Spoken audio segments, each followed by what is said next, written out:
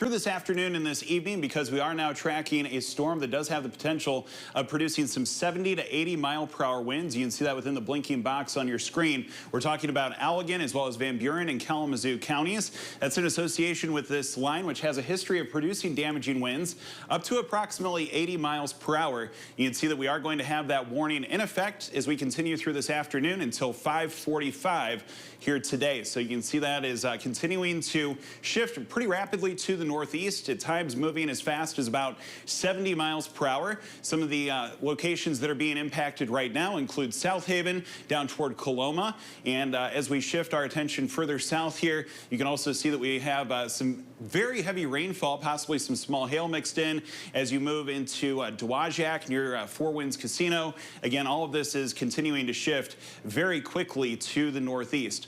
I'm going to zoom things out just a little bit. We'll watch the progression of this line of storms as that initially started in Illinois, moving into northwest Indiana, and now you can see that continuing to rise to the northeast.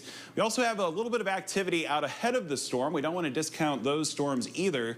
You can see that we do have some isolated storms that are continuing to crop up near the city of Portage right now, and then also in western Allegan County, just south of Holland. You can also find that we have a couple of pretty strong indications from the radar of storms there too, near Fenville, east of Douglas, and then also continuing to affect points near Hamilton, and then continuing northward just south of Zeeland. So this is the area we continue to focus on right now. Again, that line of storms continuing to shift rapidly to the northeast.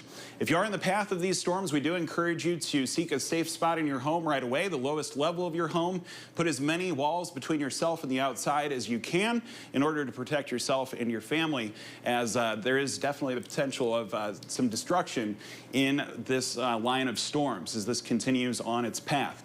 Again, Grand Rapids is not inside of that severe thunderstorm warning just yet, but we do have a severe thunderstorm watch that encompasses much of West Michigan. That'll be lasting until 9 o'clock tonight. You can also find that we have the greater potential for tornadoes to happen, even though it's not zero inside of the pink counties on your screen either. But again, further south inside of that tornado watch from Berrien County stretching eastward toward Branch County until 8 o'clock this evening. As we look at some of the power outages that have occurred in relation to these storms, not a whole lot lighting up the map just yet. The ones to the north are associated with the ice storm, but you can see in Berrien County already some reports of power outages in those locations. Let's skip back to the radar picture here, and we'll take a look once again at, again, that line of thunderstorms advancing to the northeast. We'll put some of the arrival times on your screen as we focus in closer here. Let's bring up a path for those storms traveling to the northeast, near 70 miles per hour. So if we put it near 60, you can see that should be arriving in Decatur at 5:11 this afternoon, Lawrence at 12 after the hour, Grand Junction 5:17, Lawton at 5:19, Pawpaw also at about 5:19 today, and you can also see Matawan at 5:24. So again, those storms moving through Dowagiac immediately to the northeast of Benton Harbor, where there was a report of 68 knot wind gusts. That measures out to about 78 miles per hour. So definitely a powerful storm. Not really seeing any signs of weakening within this band either. So it's a situation that you should be taking seriously as that storm continues to roll near South Haven. Actually, if we can pull up the South Haven camera, I'd be curious to see if we have a shot of that. It's pretty gnarly. In fact, Gabe, if you're able to take boxes for us to get that view up, the storm is moving into South Haven right now, the leading edge, and we can really see some of those strong winds. If you're having trouble with that, you can just take me over at Mon 6 and I can show it as well. Very strong winds occurring in South Haven, very heavy rain as you would expect. Here we go. Here's the live view out of South Haven. You see a lot of the trees blowing around. When the camera starts to shake, that's how you know it's really strong. And it's going to take us a few minutes to see just how strong the winds actually are as this is approaching the lakeshore. What we're going to start to watch for are those power outages, some of those downed trees. If your phone went off, it's because it's called a destructive severe thunderstorm warning. That is for winds up to 80 miles per hour, and that is enough to trigger the wireless emergency alert. So it sounds like a tornado warning. That's because 80 miles per hour is the equivalent of a high-end EF0 tornado. So we're watching this camera pretty closely as it approaches the lakeshore right now. As you just mentioned, Scott, this line is not weakening at all. In fact, pretty concerned about the possibility that we start to see more of a bowing structure as this moves off to the northeast, especially out on the leading edge of this line. If you're seeing some thunder and lightning, hearing it across parts of Ottawa, Allegan, Van Buren ahead of this line, these are just little pop-ups. It's the main line here that stretches from about Fenville, Glen area, all the way down through South Haven and into what's now the eastern half of Cass County. That is the main line that's capable of producing damaging winds. Now, what we're going to be watching for at the leading edge of these storms that are popping out ahead, is if they're able to start rotating. As of now, we're not seeing that signature, so that's why our main concern remains where you see this flashing box here for Allegan, Van Buren, and Kalamazoo counties. And again, that does remain in effect for potentially 80-mile-per-hour winds. We're going to continue to watch. In fact, there's a cluster here just north of South Haven where there's a lot of lightning being picked up. We have nearly 300 strikes of lightning just in this part of tornado warning for Branch County just issued. It looks like it's just for the northern edge of Branch County.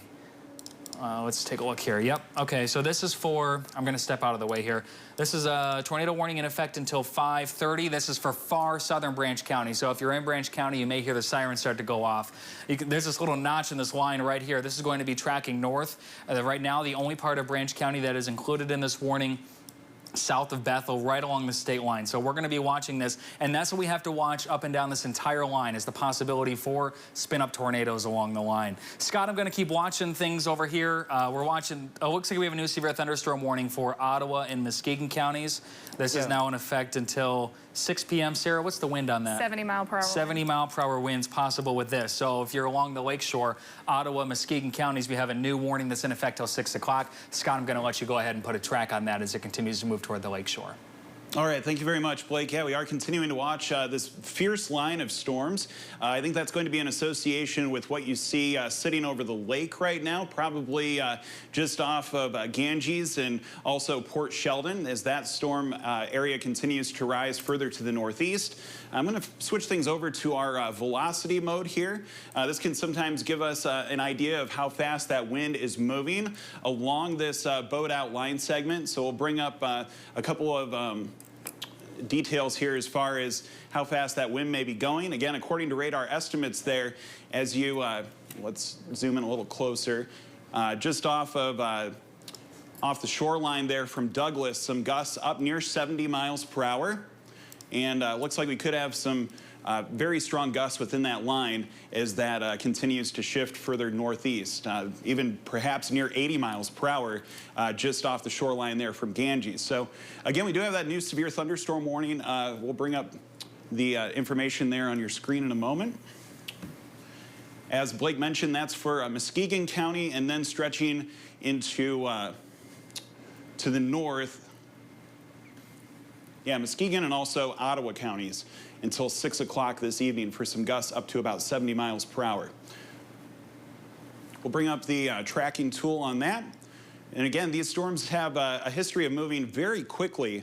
So you can see some of the arrival times. Grand Haven in about 12 minutes, arriving at PJ Hoffmaster State Park in 13 minutes, and then Muskegon Heights at 5:26.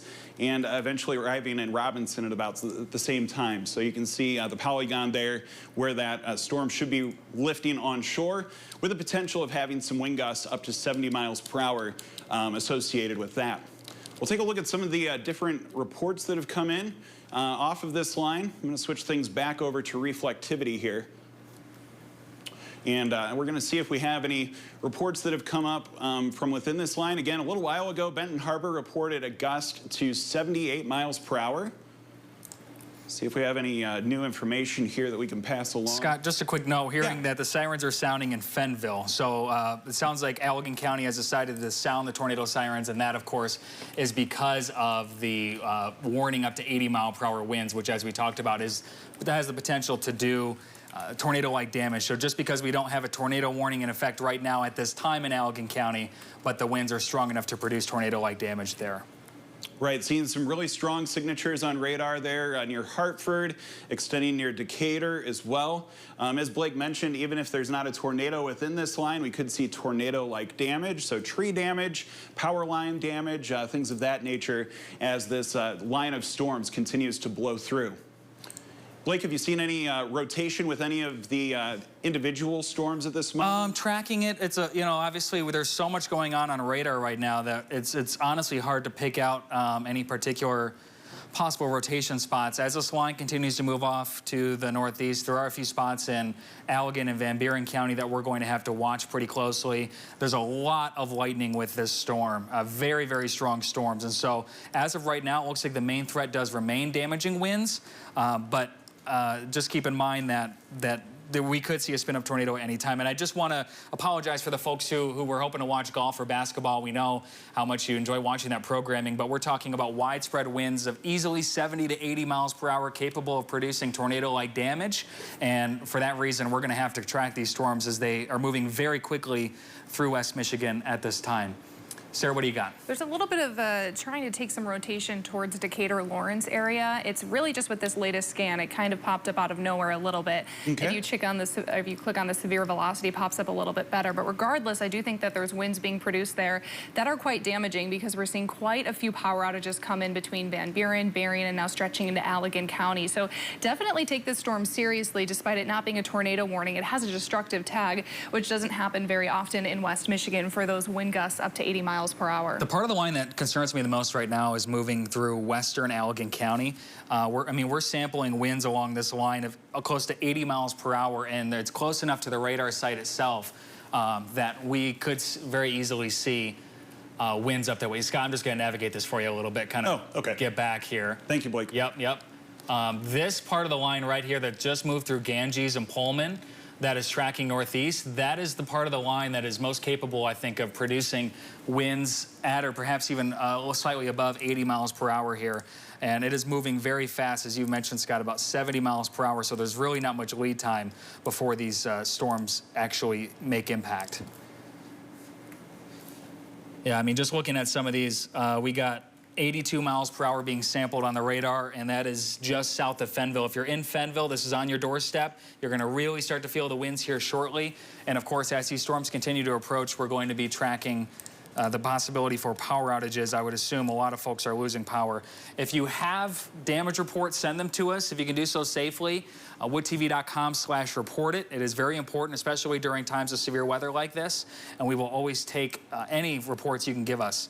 But as of now, this is, again, moving through western Allegan, Van Buren counties. We know a lot of folks in Portage are probably concerned about what they're seeing based on what they experienced last year. You've got some time, but not a whole lot before this line approaches. As of now, straight line winds remains the primary concern. And it will, if it's moving at 70 miles per hour, let me put a track on the leading edge of this. I mean, this thing is just booking it. Northeast at 80 miles per hour now. 80 miles per hour. Goodness gracious. Let me clear this out again. That is substantial, and that's how you know these storms mean business. 80 miles per hour. Okay, this is going to be moving toward Matawan here in about 5 minutes, just under 5 minutes. Schoolcraft just after 5:20.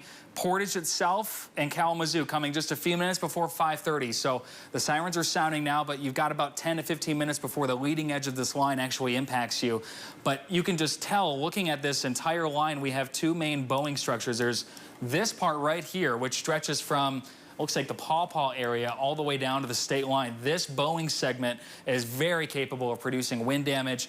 And then if we go a little further to the north, this part of the line as well really has me concerned right here from Saugatuck down through the Fenville area. And this is tracking, again, northeast at about 70 miles per hour. So if you're in Hamilton, if you're in Jamestown, if you're in Georgetown Township, if you're over toward Byron Center, a little further south, Dorr, Hopkins, this is moving in your direction.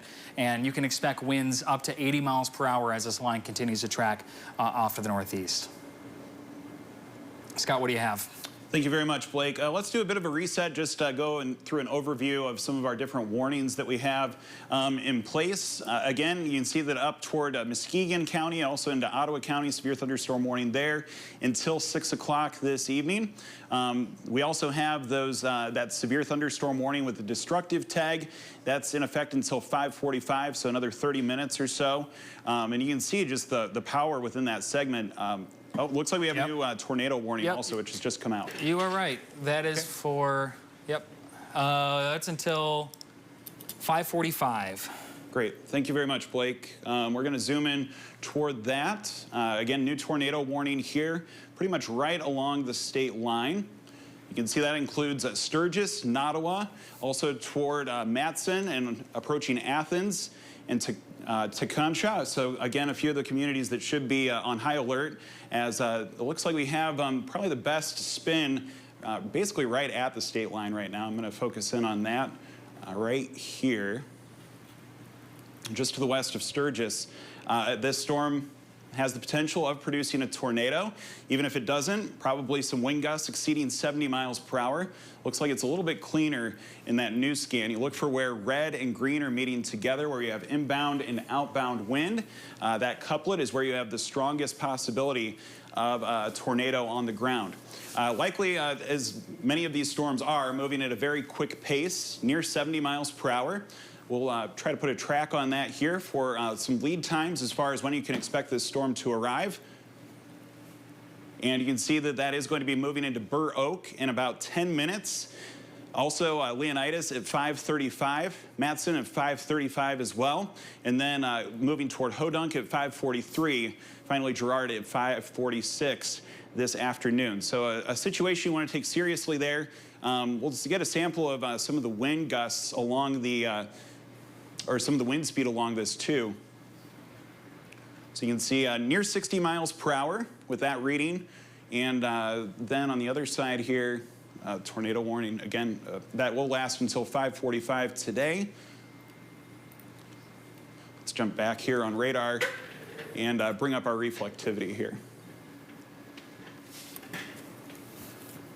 Is that a, Sarah or Blake, can you tell me if that is radar confirmed or if a spotter has seen that tornado? It's radar confirmed right now. It's moving northeast at 60 miles per hour. There are some different reports coming in as far as that wind damage so far. Nothing in direct correlation with that tornado, but we've seen lots of trees down, of course, those power outages, and there has been some reports of at least quarter-inch hail. So obviously that's not the main threat that we're tracking with this line. It's going to be the wind and the potential for these spin-up tornadoes, but a good point there as we start to see those pops of pink on radar indicating some of that hail. Yeah, certainly looks like a strong echo on the radar there to the west of Howe. And when you have the potential of some 70+ mile per hour winds plus hail, you're talking about wind-driven hail, and that can really produce some major damage in that area. So Nottawa continuing toward Burr Oak. Madison, you definitely want to take shelter right away in a safe spot in your home in relation to that tornado warning. So as we continue to track these winds, just heard from Eric Woodwick on our Facebook live stream that they lost power in Matawan, and I would anticipate that we're going to start to see a lot of outages pop up here in the next few minutes as this line continues to rip along. And Scott, it really doesn't show any sign of weakening right now. No, well, it's moving into a really powerful environment. We've had temperatures and dew points pretty much locked in together this afternoon, Blake. High temperatures in Grand Rapids rose up near 70 today. Dew points were in the 60s, some very thick air as far as the moisture is concerned. So there's plenty of energy for this line to be able to continue to thrive, no doubt about it. So again, just a situation that you want to be taking seriously here, continuing through the afternoon and evening. But you can also see that we have these notches along the line. We'll have to continue to watch and see if there's any further rotation that occurs within the line as well, which could signify some additional spin-up tornadoes, which are usually fairly brief in nature. But again, with the energy available, you can't really discount it. We'll take a look further north here.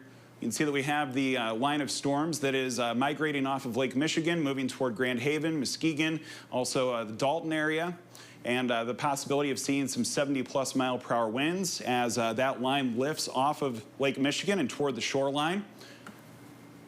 There's the destructive severe thunderstorm warning there, including Portage, Kalamazoo, Gobles, Almena, and then just east of South Haven. It looks like South Haven may be in the clear now as these storms are continuing to pass to the northeast at a quick pace. We'll jump through the past couple of hours here. You can see the trajectory of the storms as they continue to move toward Grand Rapids at this moment. So we'll have to continue to see if we get a warning in Kent County. That would probably be coming fairly soon as that storm lifts our way. You can also see an isolated stronger storm there which affected Hudsonville as well. I'm going to turn off the mode. We'll go back to our current snapshot here of what's going on. Looks like we've had the reflectivity also perk up to the west of Gobles at the moment. Could have some hail there near Bloomingdale, east of Breedsville, immediately to the southeast of Grand Junction, where you see that darker area on your screen. Possibility of having an embedded hail core within that storm too.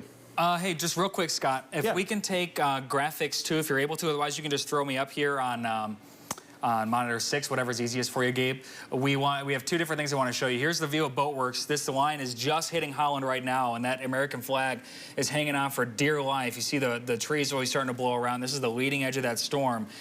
Sounds like from the National Weather Service we may be getting a downstream warning here pretty soon, but you see the winds coming in. Sara, Flynn just pointed this out to me too. We want to show this is a look at power outages in the southern part of the state. We have 22,000 already without power across Berrien and Cass counties, which means this line is doing significant damage, at least to the power lines and the trees and that sort of infrastructure. Like we have trees coming down, we likely have power lines coming down across parts of the area. But this view right now shows it all, that this line is moving very quickly, and flag is just hanging on. This is right on the doorstep of Holland right now. And what we're going to start to watch here is the Consumer's Energy Power Outage map as it moves into some of their service areas. And we've seen a handful of power outages already in Allegan County. Nothing significant at this point, but it does usually take a little bit of time to get those reports in. And something to note too, obviously up north they're dealing with those ice storm warnings and a lot of power outages there as well. So crews may take a little bit of time to evaluate some of these. So we'll continue to watch it. Still no new damage reports coming in on our end, really just a couple trees down that we've seen. And of course, keep in mind that Allegan County and potentially counties further up to the north will sound those sirens if we keep getting reports of 70-mile-per-hour or greater winds. This line is right on the edge of the shoreline in Ottawa and Muskegon counties. What you're noticing too is we're seeing a lot of development out ahead of this line. So parts of Kent and Ottawa counties are seeing it there. What camera is this? Just Grand Haven? It's Grand Haven. Okay, thank you. Grand Haven view, and you can see it's right on the doorstep there. We have very strong winds about to reach the lakeshore. We also have all this development with lightning that's occurring out ahead of the line. So the main concern, what we'll do is we'll turn on our wind speeds, and it's where you see these really light shades of green. That is where the strongest winds are with this storm, stretching just west of Grand Haven all the way down through what is now western Ottawa County, rather, but the strongest wind right now looks to be in northern Allegan County. Likely just crossed over M40 in Hamilton, and the wind speeds in parts of this line are still being estimated at close to 70 to 80 miles per hour right along the leading edge. And again, this is all tracking northeast, soon to be moving into Jamestown Township, soon to be moving into Byron Center. And I assume we're going to have a new warning here coming out very shortly, as we are seeing this line very quickly approach Kent County, some of our more populated parts of our viewing area. And just like that, we do have a new severe thunderstorm warning. This for Barrie, Kent, and Calhoun. And Scott, since you're full screen, I'm going to let you put a storm check on that. It's moving at 65, Great. Scott. Okay, thank you very much, Blake and Sara. We'll take a look at that new warning that'll be, there it is. It just populated the map here for Kent into Barrie County, and then leading further south toward Charlotte. You can see that's going to be lasting until 6:30 this evening. And again, that's in association with the band here of storms, roughly extending from Holland to Kalamazoo. And we'll bring up some of the arrival times for when we can expect that to be shifting toward Grand Rapids and some of those points inside of the new warning. What's the current pace of this storm? Is it still near 70? It's currently moving at 60. 60, okay. Thank you very much. So as we continue to put... 65, I should say. 65, yep. Okay.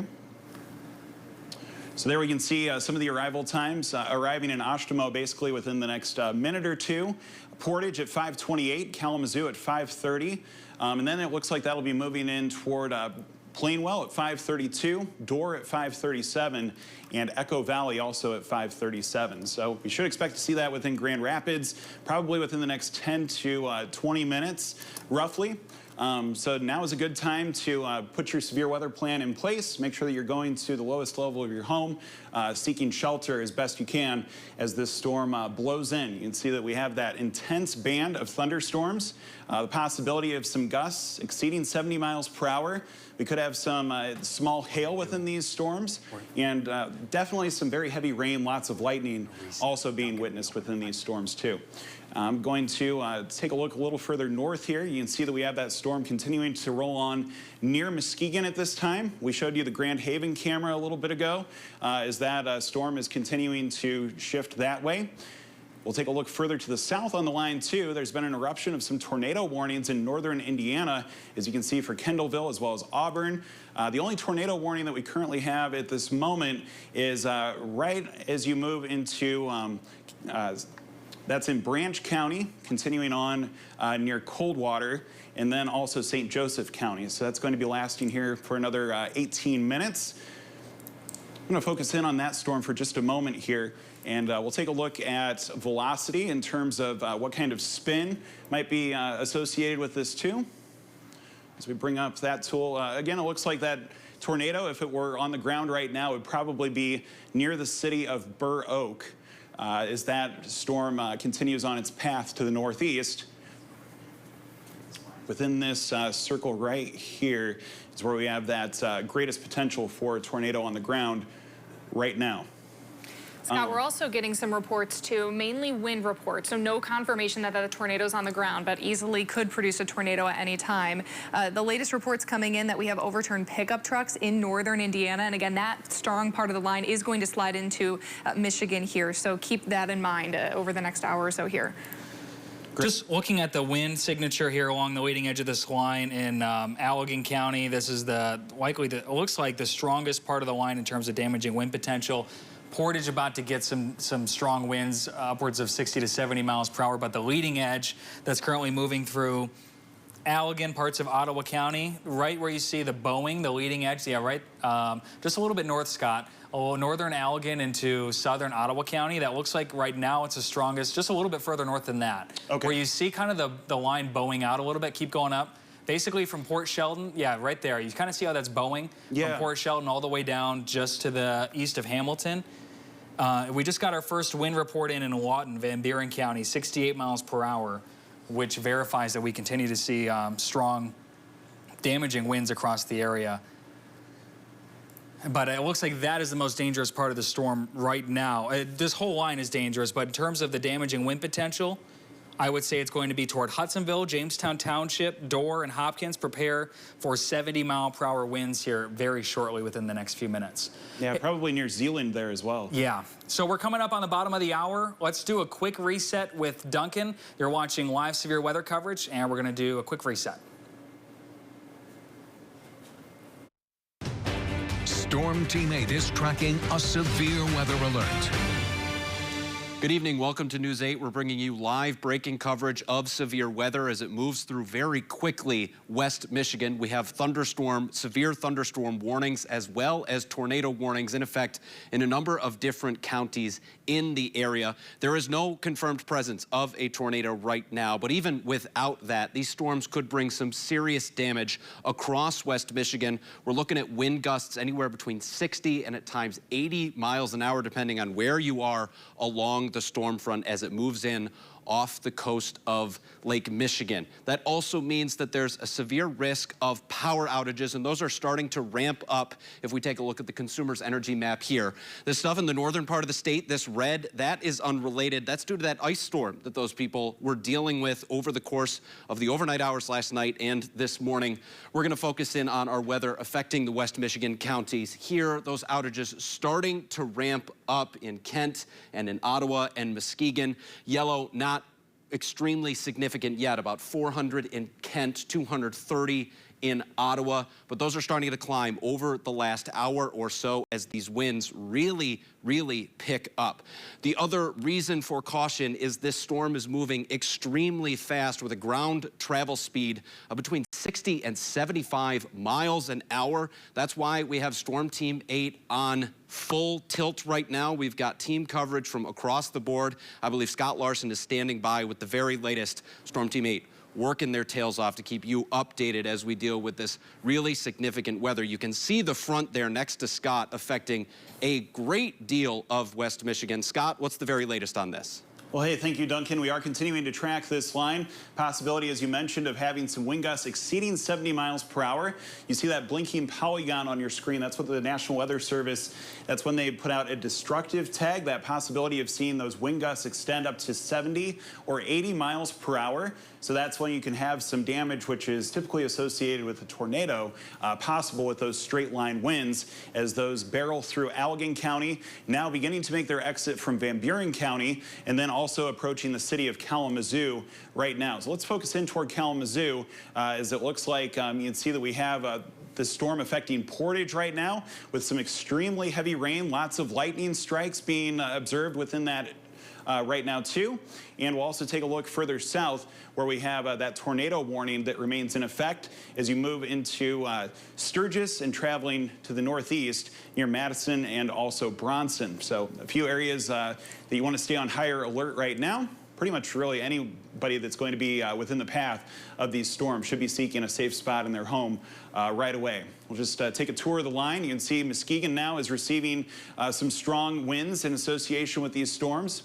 We'll switch over to velocity here so we can get a sampling of some of the winds that are coming in with this band.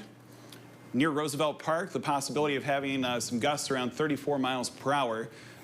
Just hearing some thunder outside of our studio here now. Had a bit of a blink here. There we go. You can see there in Grand Haven, looks like we have some choppy conditions and also threatening skies as that storm continues to roll in. We'll shift further south here. Port Sheldon, also another spot receiving some strong winds. There you can see, I think this is probably where we have some of the strongest gusts being observed right now. We'll focus in here further south, just south of Jamestown and Hudsonville, where we have these brighter shades of green, the greater likelihood of seeing those gusts reach severe criteria.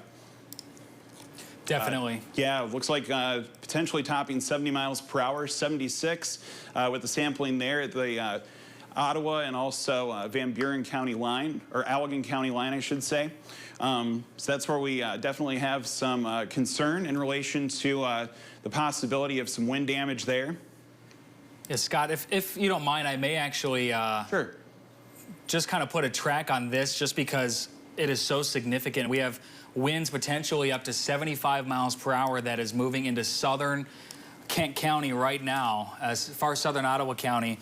So let's show you the track real quick if we can over here at Monitor 6. We are tracking the main part of the storm that Scott just showed right on the doorstep of Jamestown, just south of there, right along the Ottawa-Allegan County line. And this is moving into a very populated area. So Rivertown Mall, this is about 5 minutes away from you. This is moving toward Tanger Outlets around the same time, right along 131 and 84th Street. This will be moving toward Kentwood, East Grand Rapids, right around 545. Woodland Mall and the Gerald R. Ford International Airport right around 545 as well. Forest Hills, this will be there at about 552. You've got about 18 minutes before that reaches you. But this part right here where you see these lighter shades of green is very concerning and is almost certainly doing wind damage right now. And this is just about to cross over into Kent County. So if we were to zoom in a little bit, leading edge of this is right about to cross Kennewa Avenue.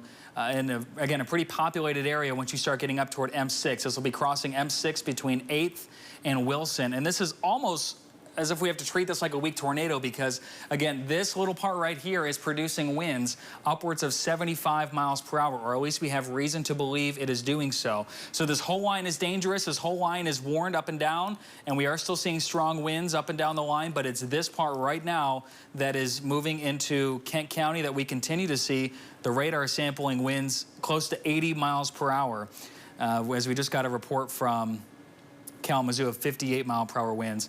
But again, this is the most damaging part of the storm right here, and there's no doubt we're going to be seeing things like tree damage, power lines down, and at this point, essentially doing damage, the equivalent of a weak tornado at this time. So Scott, sorry to interrupt you. I just wanted to show that part of the line, put a track on it. This is heading toward Rivertown Mall, Woodland Mall, Gerald R. Ford International Airport, Kentwood, south side of Wyoming. This is a very populated area. We're talking about a few 100,000 people in this line of this part of the line that is going to produce winds up to 75 miles per hour within just the next few minutes.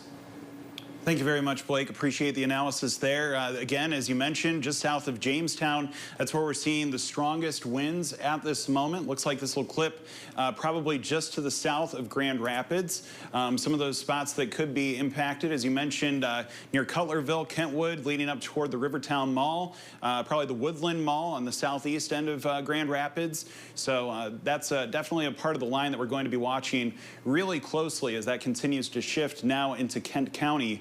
Near M6.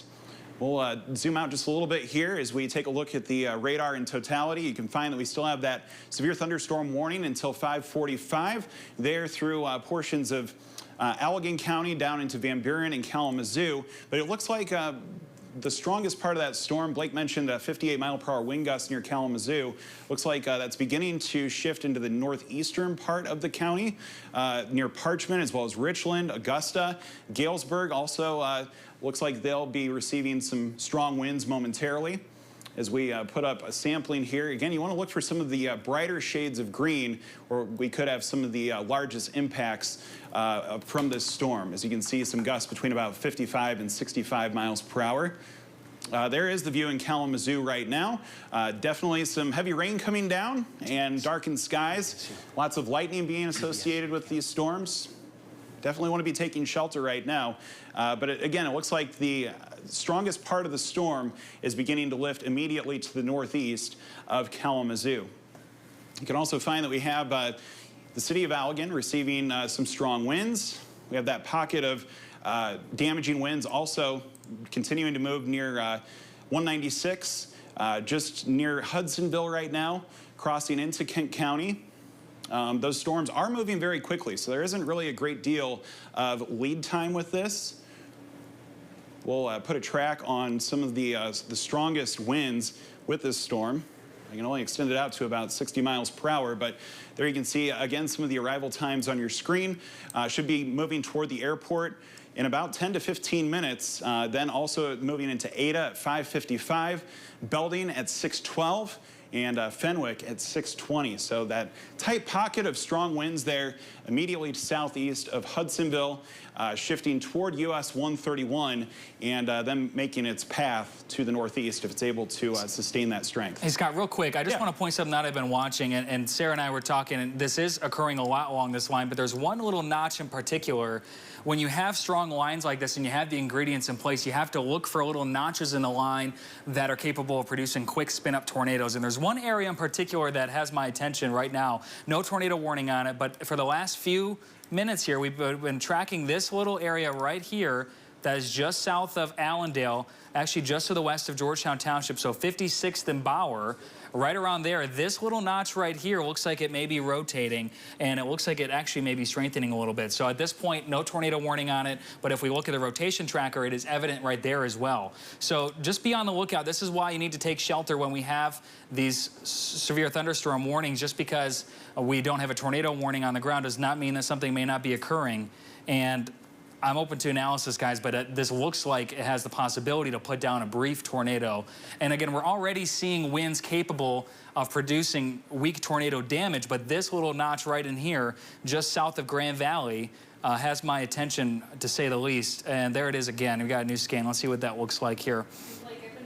I've been watching the camera in Allendale. Really just right now looks like high winds, but you're right, there has been a few clouds attempting to kind of dip down in that area. Keep in mind, if a tornado were to occur with this, it'd be incredibly hard to see. It would be rain wrapped, as we're seeing rain ahead of that main line of storms. So again, no tornado warning in effect right now, but certainly damaging winds coming right along with that line that should be treated as such. Trying to look south and you can't see much. Yeah. This is the part, it's hard to even It was better a few moments ago. Yeah, yeah. It's just trying to get, just like you said, the heavy rain is limiting our visibility of pretty much anything. But again, just something to keep in mind. Wow, check out that lightning. Looks like we may have a little bit of hail coming down there too. It's hard to tell. Bottom line, very strong storms. This is looking live out over Allendale. It looks like the flag might have even come off the pole there. Check that out. Might really strong wind. Yeah. Oh my goodness, that is intense wind right now in Allendale. So again, just something to keep in mind. We continue to watch these little notches along it to see what may be transpiring with it or not. But again, in terms of the straight line wind potential, this entire line is capable of producing damage. But it's really southwestern Kent County now, right on the doorstep of Rivertown Mall, that we're likely seeing winds between 70 and 80. Look at that Grand Valley camera. That is just stunning to watch. It is quite intense, and that happened quickly, Blake, for the record. This line is moving so fast that just about 4 minutes when I pulled it up, you could see there were some raindrops, but nothing intense. So that's how quickly it's moving in. So again, if you're in Kent County, Berry County, stretching to portions of Calhoun, where that severe thunderstorm warning has been issued and is extending to, keep that in mind. That's what we're dealing with. That is very, very close to that destructive tag. Not quite. It's tagged for 70-mile-per-hour winds, but easily could be producing more than that. So that flag is certainly off the flag. Yeah, some torrential rain there, too. I mean, it's difficult to see much beyond the campus buildings right now with the wind and the rain combination. Just watching this, there's no doubt we're getting widespread power outages, I would think. There is a new gust report of 78 miles per hour in Berrien. We've seen that before. Other gusts coming in between about 58 and 64 miles per hour. So, again, very intense line of thunderstorms that's causing widespread power outages across the board. Thank you, Sarah. Yeah, and I mean, this line really hasn't shown any signs of weakening. No doubt there will be additional power outages here as we travel through this evening. Let's take a look at reflectivity once again, some of the strength of these storms. And I'll step out of the way. There you can see from Muskegon traveling southeast, just beginning to affect Grand Rapids now, and then stretching through eastern portions of Allegan County, now northeast of Kalamazoo. We also still have that tornado warning in place. That's as you move further south, closer toward the state line. That'll be peeled away within the next few minutes. 5:45 is the expiration time on that. I'm going to switch things back over to velocity mode here. As we were talking about that pocket of intense winds, which was moving toward the Rivertown Mall. We're going to see if that's still keeping up its pace. Definitely. Yeah, into southern Kent County here.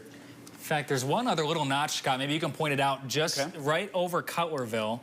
It looks like an area of enhanced wind that is right over 131 at the county line. Do you see that? Yes. So it looks like right here.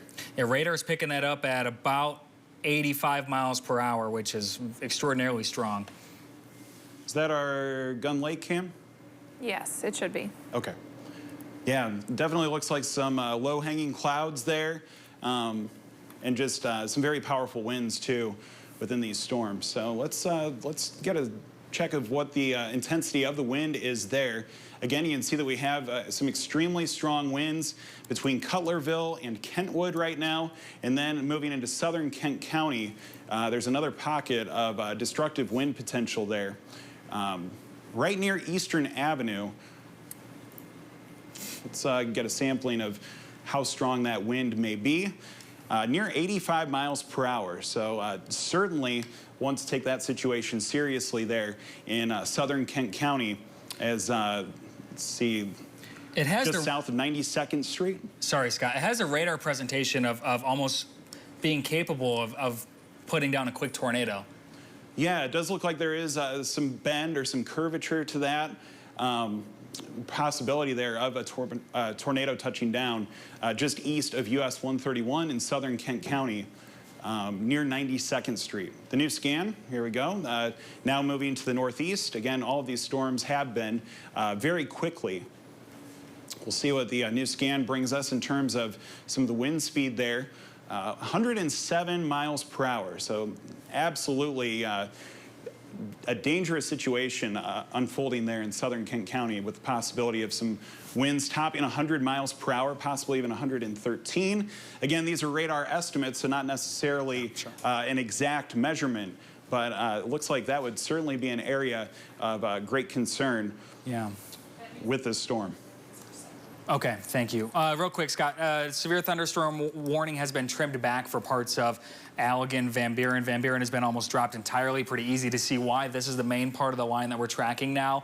So if you're in Van Buren County, you're in the clear. If you're in Kalamazoo Portage, you are in the clear. If you can safely send us damage reports, do so at woodtv.com/report it. We're always looking for damage reports, whether it be power lines, down trees, anything of that nature. So you see the leading edge of this. We do still have a tornado warning in effect for the far southern part of Branch County. This is mainly focused, I think, south of Branch County, where it's going to cross over. And the one that was in effect for more of Branch County has been dropped. What we're tracking, I think, right now is the possibility, and it's hard to get an accurate velocity sample on this wind speed sample because we're getting pretty close to the radar. But just as Scott mentioned, this is indicating winds potentially upwards of 80 to 90 miles per hour, but it's difficult to tell because we start getting this ground clutter. What this is the radar's hitting different objects. It doesn't allow us to get a complete picture of what's happening all the way around the radar that's out by the airport. So we think there is either very, very strong winds or potentially the possibility of a weak tornado located just south of the airport down toward Cutlerville, right along the county line here. And I'm just going to zoom in on a few streets. 92nd, just east of 92nd and Eastern, 92nd and Hannah Lake is likely more like it, and then eventually moving toward East Paris. And it's a good idea to treat all these storms as if they were producing wind that's capable of a weak tornado. And there it is again. And again, it's just hard because it's so close to the actual radar site. But there's no doubt that the strongest part of this line right now is where you see this little notch right here. And this is moving right now through East Grand Rapids, about to hit Forest Hills, still capable of producing winds upwards of 70 to even 75 miles per hour. But if we were to see maybe a quick spin-up tornado, perhaps it even already happened, it would be probably right in here. And that's what we have to do. We kind of have to play whack-a-mole with some of these parts of the line as they quickly form and quickly dissipate very quickly. Looks like we're just getting our first report of wind damage, minor roof damage in Ashtamo.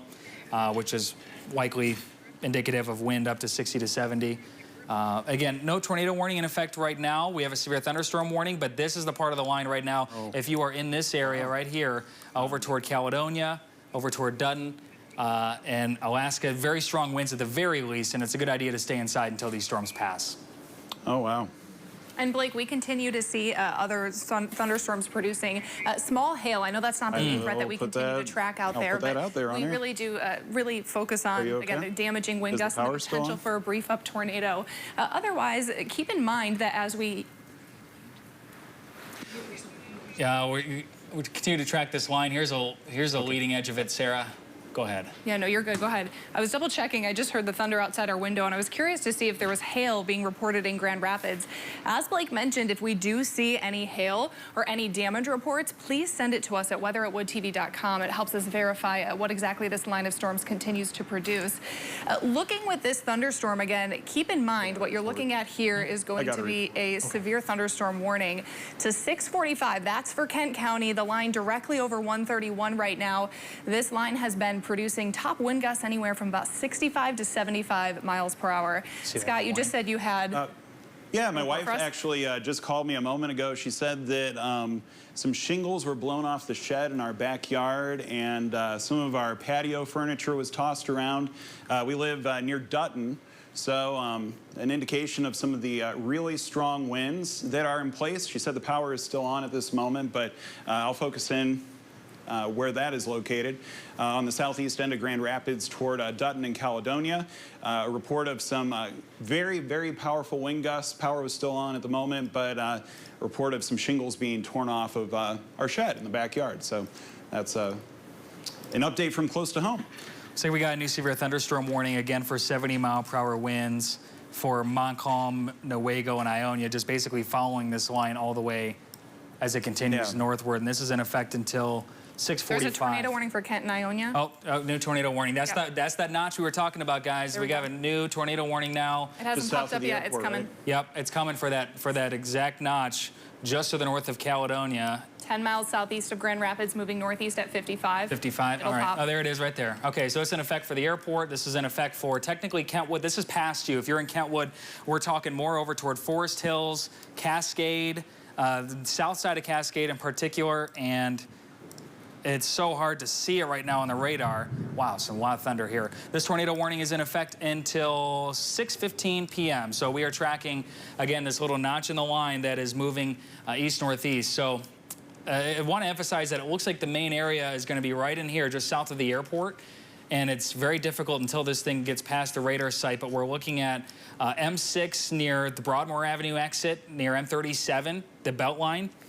We're just hearing from Weather Service that preliminary wind gusts to Grand Rapids Airport was just recorded at almost 80 miles per hour. So they're very, very strong part of the line right now. This tornado warning in effect until 6:15. You know, let's just track the entire part of this line right now.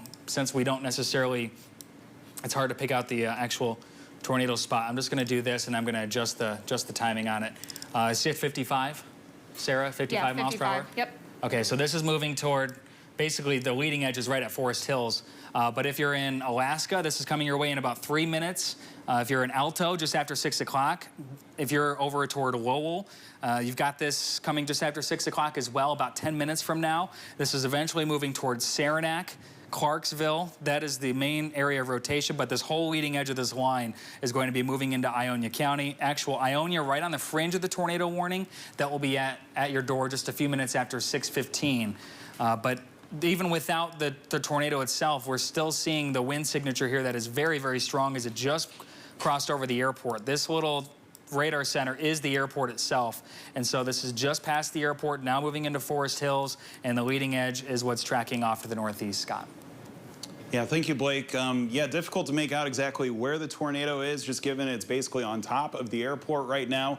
But again, certainly a dangerous situation there. As we look in East Grand Rapids, you can also see the rain is just pouring down, and the flag is barely hanging on as the wind rips on through. But we do have that tornado warning there extending through parts of Kent County now into Ionia County. Again, it looks like the strongest winds in association with this storm are basically right over the airport, where we could have a tornado touching down at this moment. Beginning to hear the sirens here in Grand Rapids also outside of the studio. So we are hearing that also at this time. Helpful reminder, Scott, that sometimes Kent County will sound for the whole county. So if you're in downtown Grand Rapids, the most dangerous part of the storm is past you. If you're in Granville, if you're in Byron Center, Cutlerville, Sparta, the leading edge of the wind is heading your way, but the actual tornado threat is in the southeast part of the county, right there where Scott's circling it. Yes, that's the area where you want to take action right now. In Grand Rapids itself, the threat is diminishing, but Ada, Forest Hills, as you mentioned, near Caledonia, continuing to slide further east toward Lowell right now is where you need to get to your tornado safe spot in your home. We'll switch over to velocity here, see if we can get any clearer of an image of where that tornado may be located. Again, it's difficult to make out exactly because it's basically sitting on top of the airport. Again, outbound wind is in red, inbound wind is in green, and we do have, again, that situation pretty much painting itself out there right over Gerald R. Ford International. Scott, this is a very active line right now, and there's actually one just to the south. If you want to go down toward Middleville, just south of Middleville, we've got, looks like maybe another notch that's trying to develop right there. You see that? I see that. Another instance where we have inbound and outbound wind. So again, there could be a tornado touching down in that location too, just south of 37 there. Also potentially packing some powerful winds. We'll get a sampling near 50 miles per hour. And you can see that inbound and outbound with the minus sign there versus the positive. So again, that's also, and it looks like in the new scan that also shows that that couplet's still thriving immediately west of the city of Irving. And traveling quickly to the northeast near 70 miles per hour. Velocity just so the storm has finally passed the airport, so we're starting to get a sample on radar of what this is doing, and it's still suggesting winds up to 80 miles per hour that is moving into Forest Hills essentially right now. Cascade just crossing I-96. This is now moving right over M21 over on the east side of Ada, and this is a very impressive wind signature with this line. We're seeing it looks like radar sampling upwards of 80 miles per hour, and that would align with the airport observation of about 80 as well, yeah. Yeah, and it looks like it's kind of bowing there as well. Yep, absolutely. Yeah. So even if a tornado is not on the ground necessarily, we're still talking about absolutely the potential for some damage to be witnessed there in relation to the wind. Any new updates as far as, are there any spotters out there, Blake or Sarah, that have identified a tornado touchdown or any further damage? I don't see any confirmation of a tornado on the ground. Further damage reports. Continue to see some hail reports embedded in this line as well, so just keep that in in mind, but still the top threat, that latest gust report coming in at 80 miles per hour at the airport, several other gusts coming in between about 60 and 75 within the last couple of minutes. No confirmation of that tornado on the ground, but again, with it being at the radar site and it being rain wrapped, meaning there's rain ahead of that potential rotation, going to be very tricky to determine if one is on the ground. So take it seriously. This line is moving relatively quickly, so as it continues to track off to the northeast, it will be out of the region relatively quickly. So you need to be in that shelter or safe space for the next couple of minutes, and then you should be mostly in the clear. And we'll let you know when that time comes as well. Okay, thank you very much, Sarah. Yeah, it will be difficult to identify. There's a new tornado warning. They extended it, I believe. Did they?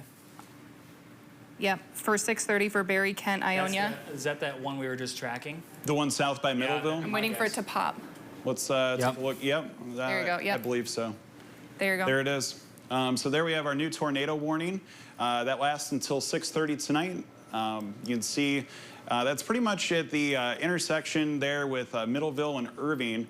We'll focus in closer here. Severe thunderstorm capable of producing both tornadoes and extensive straight line damage near Middleville, moving northeast at 60 miles per hour. And a new damage report, lots of debris on M37 in southern Barrie. Again, that's the part of the line that we were tracking that had those really intense winds. So it is verifying in that way. Yeah, and it looks like that's basically right over the city of Irving as far as where we have that best tornado signature potentially. Yeah. There's one in Irving. There's also a little bit of a couplet trying to take shape slightly further off to the south. Yeah. What we're seeing, you guys, if you're just coming in now, is this is a strong line of thunderstorms with damaging wind gusts. But what happens sometimes is we see these little notches in these lines, which are quick, brief spin-up tornadoes. And so that's why we're also dealing with that tornado warning in addition to that severe thunderstorm warning. Regardless, the damaging winds, the potential for tornadoes, this is a very strong line of storms. A good idea to find that shelter at this time. Yeah, that appears to be where we might have some other spin-ups that are occurring near M43. Looks like near Sager Road. They're near Middleville and Irving right now. Trying to look in our Gun Lake tower camera, there's so much rain coming down. That's the issue with this line.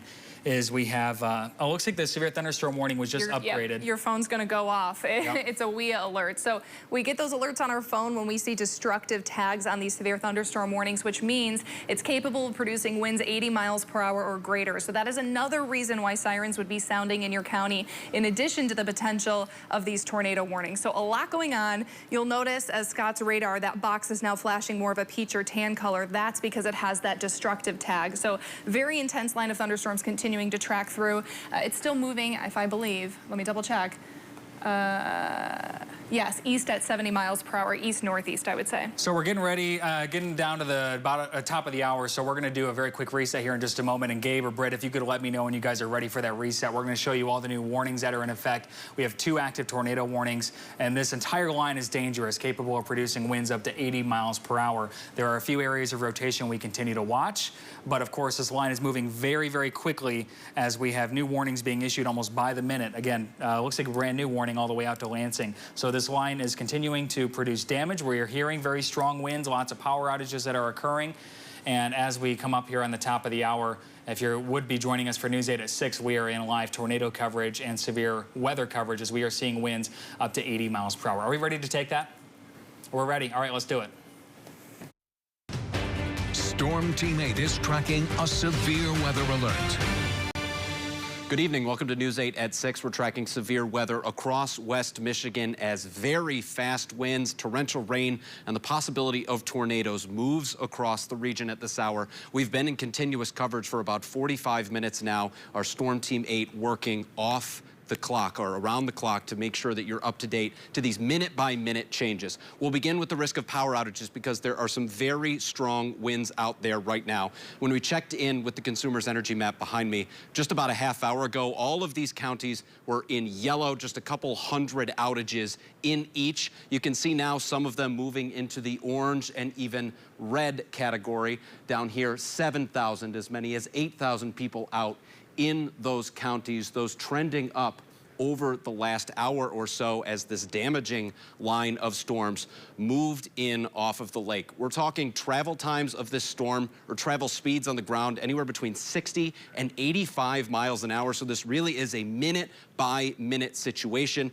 The worst of it is approaching the eastern parts of Kent County right now, as well as Ionia County. We have tornado warnings and severe thunderstorm warnings. For the very latest on those, we'll go back to our storm team, who is all hands on deck right now to bring you the very latest from this damaging line of storms as it moves through West Michigan. Guys, what are we thinking? What's the latest? What do people need to know right now? Thank you, Duncan. Yeah, this is an evolving situation. So let's just do a quick reset here. You're looking at Storm Track Live. We have severe thunderstorm warnings in place from Newaygo all the way down to the state line. Where you see these flashing boxes, parts of Kent, Ionia, Berry, and Calhoun County. That is a destructive severe thunderstorm warning capable of producing winds up to 80 miles per hour. And this line is moving very quickly, I believe at over 60 miles per hour right now. So that is the most damaging part of the line, and it encompasses most of West Michigan. We already saw reports at the airport in Grand Rapids of up to 80 miles per hour. You're hearing the sirens going off. That's likely due to a combination of the damaging wind potential as well as 2 tornado warnings that we have in place. Let's start off with the one in Kent County right now that's about to move into Ionia County. And this is a real mess on the radar, but if we turn on our wind tracker, we can start to see where some of the strongest winds might be with this storm. And it's difficult to tell right now. It looks like we have one main area of very strong wind, and I don't know if this is tornadic or just straight line wind activity that is moving northeast over toward Belding. If you're in Belding, you have damaging winds coming your way in just the next few minutes. But yeah, there you go. We're getting samples of, upwards of 100 miles per hour potentially. That is not good. Likely, I think a safe estimate would be close to 80 miles per hour with this line. But we're also watching for the little notches within the line. And I don't know if that one that was down south of the airport, is that still showing up on here? It's hard to tell. I don't see a whole lot. It really has lost momentum within those latest scans, but again, close to the radar. So definitely had that couplet or that sense of rotation a little bit ago, Blake, but for now it looks like high winds. Yeah, it looks like more of a straight line wind evolution here. Okay, now we have the other tornado warning that is down in parts of Berry County. If we can go down there toward Middleville. Yes. And hard to tell. The problem is, yeah, it's difficult to tell. If you can zoom in on this area just a little bit. Absolutely. We're trying to see. I would still say there's several areas of rotation. If I had to pick 2 out, it looks like maybe right here in this area, and then down on the southeast side of Hastings as well. If there were to be any possible tornadoes, those are the 2 most likely places I think they would be. But it's difficult to tell at this moment just because, again, this line's getting really messy. Main threat continues to be damaging winds as this line is moving through. And even though it doesn't look all that intense, what happens is when you have a line of straight line winds that moves and it's essentially perpendicular to the radar measures winds that are flowing toward or away from the radar. So when the line is like this, the radar is pulsing down like this. It can't tell how fast the winds are blowing this way. So very strong winds are located up and down this line, but it's not showing it right now on radar except for where it has moved past the radar, and that is right now over parts of far eastern Kent County into Ionia County. And that is very significant. That might be a radar glitch, but just this general area right here, it is moving toward Belding Road, actually. That is where we have very strong winds. Tree damage likely, power line damage very likely. Blake, so one thing, I don't mean to cut you off. Yeah. One of the things that I'm a little bit concerned about here is we did see, of course, that couplet head towards the airport. If you look at our traffic map, we saw traffic come to almost a complete stop, and there was a quick flash of potential debris over I-96 along Thornapple Drive. So we're going to keep an eye out for damage reports there right now. No confirmation of that just yet. I'm seeing that Laney, our sports, emailed us that cargo containers by the airport have been flipped over and flew into the fences. So that could be indicative of potentially a tornado that did officially touch down despite it being radar indicated. So there's a lot of indications near the airport that could have been the case. So again, treat this line quite seriously as it continues to track off to the east-northeast. And you bring up a great point, Sarah. This line is capable of producing quick spin-ups at just a moment's notice. We have a new tornado warning in northern Kent County, Montcalm County. What's the info on this one? Yep. Take a look. That might be for this. No, I would think that'd be a little too off-centered. Maybe the notch north of Cedar Springs? Yeah. That'd be my guess. What does the warning say? Where is that? Northeast 55 miles per hour along the line extending 5 miles southeast of Grant to near Rockford. So I think you're on the right track. Kind of the whole line almost. Yeah. Okay, so can we turn on the rotation tracker? Can we do that real quick? Yes, let's go to that. Here we go. Okay, interesting. Radar thinks it's right here. If we can go back to velocity. Switched. Okay, interesting. There's a bit of a notch there. Okay. It's not as prominent in the latest scan, but it's there. Okay, let's just treat this whole line like it's capable of producing small tornadoes. If you can zoom out a little bit, Scott, so it basically shows this northern notch, all the way down through here. Can we put a track on that moving to the northeast? I think any part of this line is capable of producing spin-up tornadoes right now, and we're likely seeing some instances of that. You said 55 or 60? 55. 55? Okay. So Sand Lake here, what time is it? 6:06, right on your doorstep. Greenville, this is heading your way in about the next 8 minutes. Treat this entire line like it's capable of producing tornadoes, because it is as of right now. We keep seeing what we call QLCS, quasi-linear convective system. That's a very fancy word for these mini spin-up tornadoes that keep occurring along the line, or potentially occurring, and that's why we have 3 active tornado warnings right now. We're tracking this toward Howard City just after 6:15. This is going to be moving towards Sydney just after 6:20, Lakeview just before 6:30, eventually towards Stanton and Six Lakes just before 6:30 as well. Can we put the reflectivity on here just to kind of show, if we could zoom out just a little bit, sure, just so I can kind of get my bearings here. Okay, so I would treat any part of this line from southern Newaygo County all the way down to Hastings, and if you're downwind of that, treat all of this line like it'd be capable of producing a weak tornado, or the damage that is equivalent to a weak tornado, because I would say it likely is right now. And this is a very dangerous line, and we just heard from Sara some of our reports in the newsroom downstairs coming in of possible damage out by the airport, which if you were with us about 20 to 25 minutes ago, we were tracking that potential, and we're still hearing the sirens going off here. I would think the warning is going to be canceled for most of Kent County. If you're in Grand Rapids, if you're in Kentwood, if you're in Cascade, the threat has passed off to your east. What we're now looking at is downstream of that, Montcalm, Ionia, soon to be moving into Eaton counties, and we have several tornado warnings that are in effect. Is there anything you guys are seeing right now? I'm just going to check my phone and do a little radar analysis myself, but if there's anything you guys are seeing. Yeah, if you want to come over to Mon 6, we continue to track that tornado warning, the one further up to the northward. The secondary one that's in Kent and portions of Ionia County, I'm not necessarily seeing that rotation that we once did, but if we head to the north, there's where these little notches are embedded in this line. What's happening is we have this strong line of thunderstorms, so it's not going to be a clean-cut cell of a tornado, but we could quickly see those spin-ups, and I'm fairly confident that a tornado was on the ground at some point in southern Kent County based on the damage reports that were coming in and the complete stop of traffic along I-96 there. So we'll have to wait to see once this storm clears of the damage report and what the Weather Service is thinking. But this line, I do think, has produced tornadoes. So again, if you are in that tornado warning stretching for northern Kent County into portions of Montcalm, there's 2 specific areas, and I can zoom in and show you a little bit closer, that I think we need to be aware of. Hang on. Can you go to the correlation coefficient, Sara, in southern Newaygo County? Turn on debris tracker. Look near Grant. You see that? That's exactly what happened with the cell that was in Kent County. So again, what you're looking at here is our correlation coefficient, which is a debris tracker. And we've seen these pops. When we start to see these blues popping, it can indicate a debris ball. So we're going to continue tracking this. This cell, I believe, is moving northeast at 55. Am I still correct in saying that? I think so. Let me double check on that. Okay, I believe it's moving 55, so we're going to track this because I do think it's on the ground. Yep, definitely. We need to absolutely take that seriously. One moment. Northeast at 55, that's correct, Sara. All right, so let's take it out. Again, if you are in this tornado warning, you need to be taking shelter, and I do believe that they're going to continue to extend this as we move about the next couple of minutes here. So luckily moving into a feral rural area, but Titus, you need to be in your safe spot. 642, Farwell, just about 7 o'clock. If it continues to obviously hold on to then, still a little bit of a distance away, but man, we don't see a whole lot of pops of this debris very often here in West Michigan, so we need to keep a very close eye on that. So it looks like it's tracking east-northeast, right? So it's going to be moving down the north side of Howard City, M46, which I know a lot of folks are familiar with. That looks like that's the current path it's taking, if I'm not mistaken. That does look like the track, correct. It's hard to tell when you look at kind of the wind tracker here, but when we start to see those reds and greens mixed together, indicates a tornado. And I do think this is very well potentially on the ground, and we do not have confirmed reports of it. And there's so many parts along this line that could very easily produce a tornado. There's no doubt that's a tornado on the ground right now in southern Newaygo County.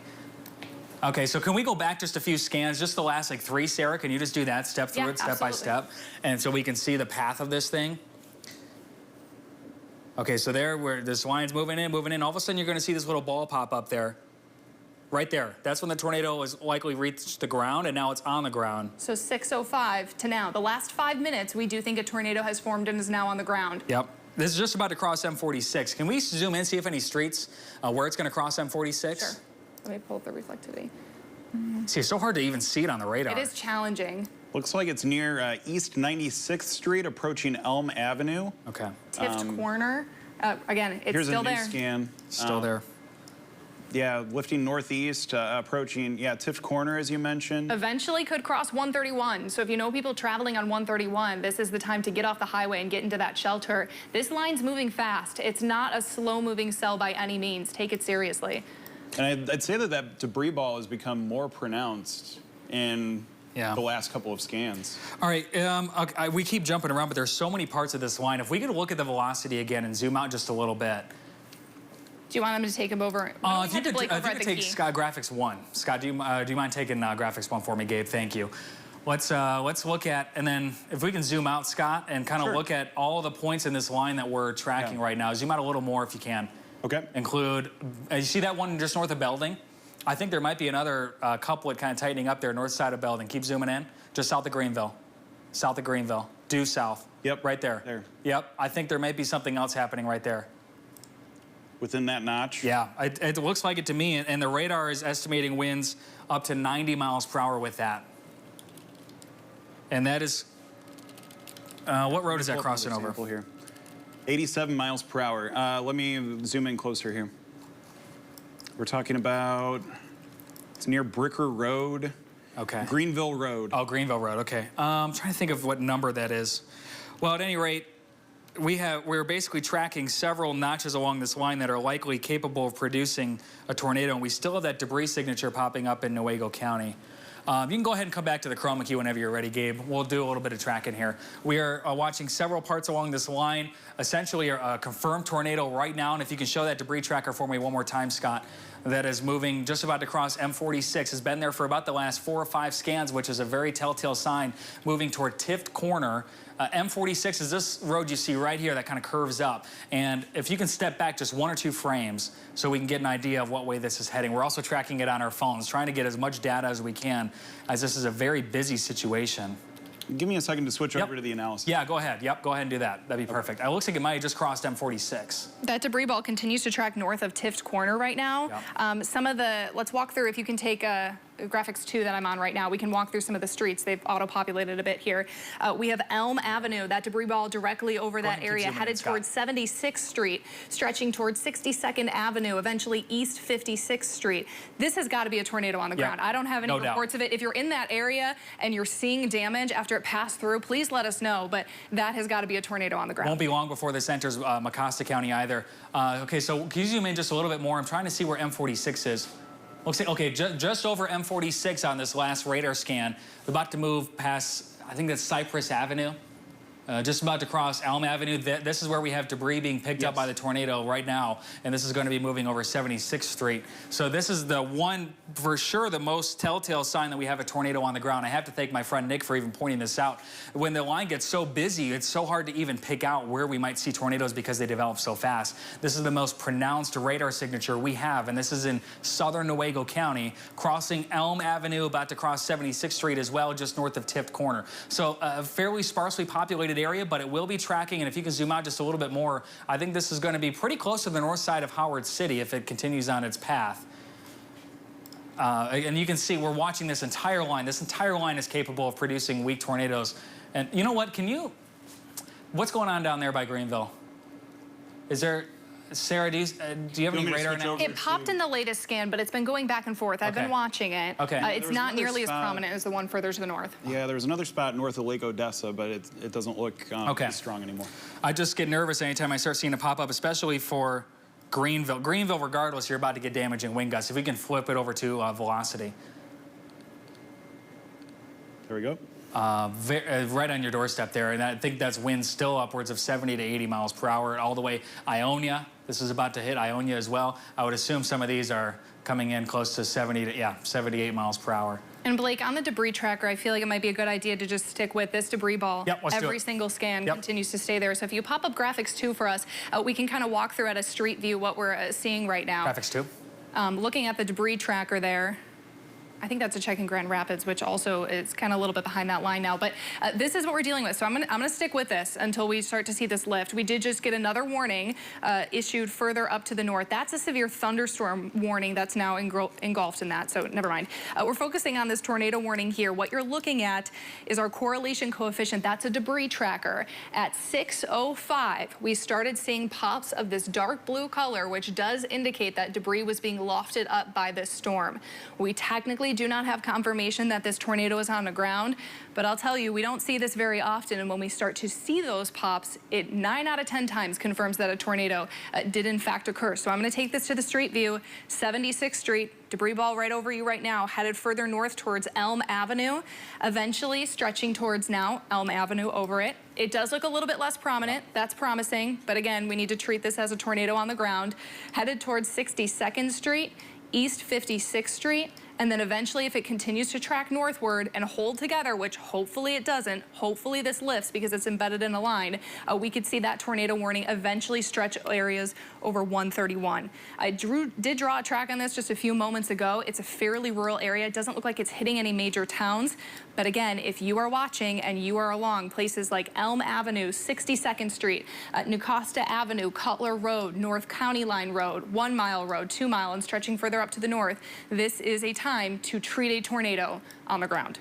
All right, we're at a quarter of the hour, so let's do a really quick reset. If we could come back to me at the chroma key, I just want to show you all the warnings we have in place. And Scott, if you can do a DMA view for us. Yes. What I want to show is all the warnings that we have in place right now, because there are many of them that remain in place. And we are tracking this likely tornado in southern Newaygo County, but I want to give you a reset. So Gabe, if you're able to come over to chroma key for me. Yep, let's go back to graphics 1. There we go. Thank you very much. All right, here's the wide view. Here's the picture. Storm Track Live showing a line of storms extending from northern Newaygo County all the way down past the state line. Grand Rapids, Kalamazoo, you're in the clear. Still seeing lightning and some rain, but you are in the clear. The most dangerous part of this storm is currently located across parts of Newaygo, Montcalm, soon to be Mecosta, and Ionia County. That's where we have 2 tornado warnings that are in effect. The first should be expiring soon. Hastings, you're on the back end of this. This is really Ionia County, Montcalm, and Newaygo and Mecosta that we are most worried about now as this line is racing to the north. You see lots of lightning with it. We've had winds reported up to 80 miles per hour. In fact, the Grand Rapids Airport measured a wind gust of 81 miles per hour. So very strong winds that are occurring. Looks like we have a new tornado warning that is mostly off to our east, so we're not going to focus on that. But you see, this whole line is capable of producing tornadoes. There you see the report of 81 miles per hour. We had a gust of 59 in Saugatuck, Benton Harbor at 68. So this line has a history of producing damage. But what we're most focused on right now are these little notches in the line that are capable of producing spin-up tornadoes. Haven't had a chance to look at the debris tracker. Sara, is it looking better? Sorry, switch over. I was actually sampling some of those winds stretching in Ionia and Montcalm County. Those are so impressive. Those are so high. Yeah. Some of those reports coming in well over 80 miles per hour. I wouldn't be shocked if we had some in the 90 mile per hour range. So again, that is a strong thunderstorm. That is some of the strongest, I think, of that line that we've seen really all day. As far as that debris, it's looking significantly better, still stretching in portions. It doesn't look like they're going to extend that tornado warning, though. I think they would have done so by now, given the speed of this movement. Yeah. But here's what we've been tracking if you're just coming in now. This right here at some point was indicating debris in the region. So really a lot less than it was. We were seeing those pops of blue, which indicates significantly more debris just about 15 minutes ago, around 6:05 to about 6:15. So some improvement on that front. I think our focus a little bit shifting back to just the damaging wind gusts that we're really seeing along that line in portions of Montcalm and Ionia County. And of course, you have to keep playing detective here because we can just as easily see another notch develop. One area that we may have to watch is over in far eastern Ionia County. But right now, I think, like you said, Sara, the primary threat with this is the straight line wind that we're seeing right along the line. And that's just ahead of the leading edge. It's really, where we see those really light shades of red where we have the strongest wind. So this is just past Ionia, about to move to Portland. It's moving down I-96. We're seeing, there are winds anywhere between 65 and 80 miles per hour, and that warning remains in effect. And for 80 mile per hour winds, as you see there. And this is the leading edge. It comes up quickly, but we can see it moving through. All right, here we go. Here's a view. The strongest winds currently located in Ionia County. We just showed you the Consumers Energy power outage map. We'll do so again in about 10 minutes when we reset at 6:30. But bottom line, we have, looks like the warning for Barry County has been dropped. So the one tornado warning we currently have in effect is for parts of northern Kent, parts of Newaygo, Montcalm County, and that looks like at this point we don't see anything that would indicate an immediate tornado threat. Look at how much lightning is with this. Scott, are you able to put up the lightning tracker? Yes, let me do that for you. Thank you. Otherwise, if you have to go back to analysis, we can just do that too. Here we go. Yeah, 1,000 strikes, 1,200 strikes just within this part of the line. And that is indicative of just how strong this line of thunderstorms is. And we're still seeing lightning occurring on the back end of this, even in just the rain. So this is an extremely powerful line of storms. Again, if you have damage reports and can send them to us safely, woodtv.com/report it. Again, that's woodtv.com/report it. And we will definitely take any reports you have. Right now, primary threat is winds up to 80 miles per hour across parts of Ionia and Montcalm counties, just past Greenville now. And this is going to be moving out of our viewing area likely within the next half hour or so, but we are still tracking this through Montcalm County and Mecosta as well. Looks like Mecosta has the warning likely for 70-mile-per-hour winds. Is that correct? That is correct. Okay. But where you see these light tan flashing boxes, that's where we have the destructive tag. That's enough to trigger the tornado sirens and your phones. That is for winds up to 80 miles per hour. And again, this is the leading edge. If we can flip back to reflectivity just to show folks what the radar is showing. Yeah, I'm going to turn off reflectivity for just a moment so that you can show the boxes. Perfect. There we go. Thank you. Yep. So tornado warning does remain in effect here for parts of Montcalm, Kent, Newaygo. The tornado threat is definitely not zero, but we don't see one on the ground right now. Where you see the tan flashing, that's where we have winds up to 80 miles per hour, that warning. And then there's also a warning for Mecosta, Eaton, and then over toward Jackson, tornado warning on the south side of Lansing. There's also a severe thunderstorm warning up and down 127 in Clinton and Gratiot. So this is getting closer to moving out of our viewing area, but we're not there yet. And we continue to track damaging winds right along the leading edge. If we can zoom in again. Oh, okay, they just dropped it for... And Blake, I just want to indicate too, I'm taking a look at power outages, which is some of our best reports as we wait for people to kind of venture out and see what's going on here. You're looking at Consumers Energy map right now, really seeing those highest amounts stretching towards Ionia County, which is where we were sampling some of those wind estimates anywhere from about 70 to 85 miles per hour. So lots of power outages across the state. You'll notice about 6 or 6.5% or so without power. This is in addition to the ice storms that have been happening in the UP and northern Michigan. So it's going to take some time to repair over the next day or so here. But again, where we're seeing those pops, very intense lines of thunderstorms scattered across Kent County, and now some of those more significant ones, more than 1,000 people without power in the city of Ionia. So there's a new report from the Kent County Skywarn here. 8 inches of water over the intersection of Belmont Avenue and Lake Drive. That was as of 3 minutes ago. So that's another thing to not discount with these storms. I mean, they're dropping torrential amounts of rain in a short period of time. There could be some localized flash flooding also related to these two. Scott, can you turn on the rotation tracker for me? I just want to see if there are any points that we're missing right now. Again, there's still so much happening with this line. Yeah, I will say that correlation coefficient debris ball gone. So we're okay there. I think our tornado threat is considerably lower than it even was about 10 minutes ago. Yep.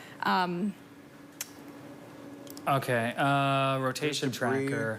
It's hard. It looks like just the whole leading edge of that line is rotating, which is what we would expect. It's approaching the warm front. Yeah, it's tricky. It's going to bend a little bit in that direction, so not necessarily indicative of a tornado right now. And then if you can go back to velocity for me. There we go. Yeah. Still seeing some incredibly strong velocity measurements there out of Ionia County, leading northward into Montcalm County. And we'll get a sampling of what the radar is interpreting here, but likely near 80 miles per hour within that leading edge as that continues to shift into eastern Ionia County there. Looks like near 70. There's near 80 miles per hour east of Fenwick. Looks like the apex of this line is where we have the strongest winds. Yeah. Right where there's that curve east of Sheridan. Yep, right here. That's likely where we have the strongest winds ongoing. If you're down toward Portland, if you're along I-96, the storm's heading in your direction here in just the next few minutes. Carson City, Crystal, this will be to your doorstep very shortly as well. Still capable of producing power outages, some tree damage as well. And as very significant winds as this line continues to track northeast. And it looks like it's still moving at about 60. give or take. So this comes quickly, but it tends to leave pretty quickly in terms of the severe threat. So we're tracking a very fast line of storms that is rolling through. And Blake, I do want to point out, we're not getting a ton of new reports greater than what we've already discussed, between about 70 and 80 miles per hour. But Jackson reporting a wind gust of 96 miles per hour. So that's on the southern end of that line. Might have been a So tornado. don't discount the northern end. Very well could have been. They do, of course, have a tornado warning in effect there, so we won't know for the time being, but quite impactful. Yeah, yeah, interesting. Huh. Yeah, I would believe it. We got 81 here in Grand Rapids. That's wild. So we're tracking severe weather rolling through. Of course, a lot of folks watching the Michigan State basketball game that's ongoing as well in the Lansing area, and they're about to get hit with these storms. If we can do one quick thing, Scott, if you can go up toward Portland, I think they're about to get hit. They're one of the last towns up in Ionia County. They're one of the last towns in our viewing area, especially in Ionia County, that will be impacted by this, along with Powamo. And you can see the area of strong winds right along the Grand River, pretty rural area, but Portland downtown itself looks like about to be hit with, yeah, that's 77 miles per hour. Okay, upwards of 60 to 70 mile per hour winds still possible with the leading edge of that. And this is, oh, there it is, right over Portland right now. Very strong winds moving into downtown as we speak, especially the north side there. Yeah, right there, 70, close to 75 miles per hour. This thing is moving so fast, moving about 60 miles per hour. Almost even hard to outrun it on the highway. And we have strong winds up and down the line. If we can go back up to Montcalm County just to make sure we're not seeing any areas of new rotation there. I know Scott and Sara have both been looking at it. This isn't the leading edge. No, this is past the leading edge, isn't it? So what we'll be looking at are areas of rotation. Maybe that looks a little interesting. It's hard to pick out. Yeah. I think we're just seeing some curvature as it approaches the warm front. Okay. And so I don't see anything that's held together. Maybe within right scans. there, but that would be about. What about rotation tracker, if you turn that on? Okay. Well, That's debris, not seeing anything major there. yeah. Shear rate. There's a little bit of a... There we go. A little bit. Not bit. anything quite as pronounced as what we were seeing earlier. Kind of matching right along the boundary with the line. Yeah, I think so. Okay. So we're continuing to see that tornado warning in effect for Montcalm County. Does technically include Greenville. This is past you now. In fact, if we can go back to reflectivity just to show the leading edge. There's a new tornado warning on the eastern edge of Ionia. All right, let's check it out. Might have been Portland where we were looking. Does include Portland. Oh, wow. Yeah, Oh, they're warning the entire line. Okay, so this is a new warning for southeastern Montcalm County, far eastern Ionia County, and this extends out of our viewing area over to our sister station WLNS, their viewing area, which includes St. John's, much of Clinton County, DeWitt, over toward Bath, up into Gratiot County. This is in effect till 7:15, and I assume the warning just says spin-ups possible along the line? Is Correct. It something to that nature? Severe thunderstorm capable of producing a tornado, still moving at about 55 miles per hour to the east now. Okay, so this is essentially this entire line capable. And if you just were to look at the radar presentation, what we look for are the little notches. That's not always a telltale sign, but that's a pretty important one. So first, let's put a track on this, again, at about 55. So this is almost out of our area. Carson City, it's right there. And in fact, in just a moment, I want to take a look at Carson City. This is moving over toward Maple Rapids, which is well into Clinton County. If we can actually zoom in real quick and on this little pocket right here moving into Carson City, this is probably one of the last areas of concern before this leaves our area. Anything showing up on velocity? There's been a little bit of a notch here and There's there. that one Okay. notch. Okay. Yeah. And then debris tracker doesn't show much of anything either, I assume, the correlation coefficient. Nothing defined. Yeah, you can see these little, this looks like noise. We would see a pretty defined, once you start getting into the shades of green and blue, that's where we would likely see a tornado on the ground. But as of right now, nothing overly concerning with this part of the line in Carson City. But one of the first telltale signs to go investigate it is when we see that little notch in the line. We're coming up on 6:30. Britt and Gabe, when you guys are ready, we'll do a quick reset with Duncan. These storms are almost out of our viewing area, but we're not done yet. We are still tracking a tornado warning for parts of Montcalm and eastern Ionia County as this line continues to move east very quickly. And you see this storm is still being warned for winds up to 80 miles per hour, if not higher than that. This whole line is dangerous. Severe thunderstorm warnings extend up from Acosta down into Jackson. So we're coming up on 6:30. Let me know when you guys are ready, and we're just going to check in with Duncan, get a quick look at power outages. Let's do it right now.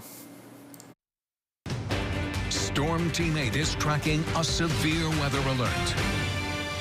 Welcome to News 8 around 6:30. We're tracking severe weather moving through West Michigan as a whole at this hour. Our storm team has been following it since it arrived on the lakeshore, moved in towards the Grand Rapids area, and now is moving further west in the state. The risk of tornadoes has dropped significantly over the last 15 minutes, they're saying, but there still is a significant chance for damage because we're seeing some really, really strong winds from this storm in a widespread area. We've gotten confirmed wind gusts of at least 80 miles an hour all the way from Newaygo County down to Jackson County.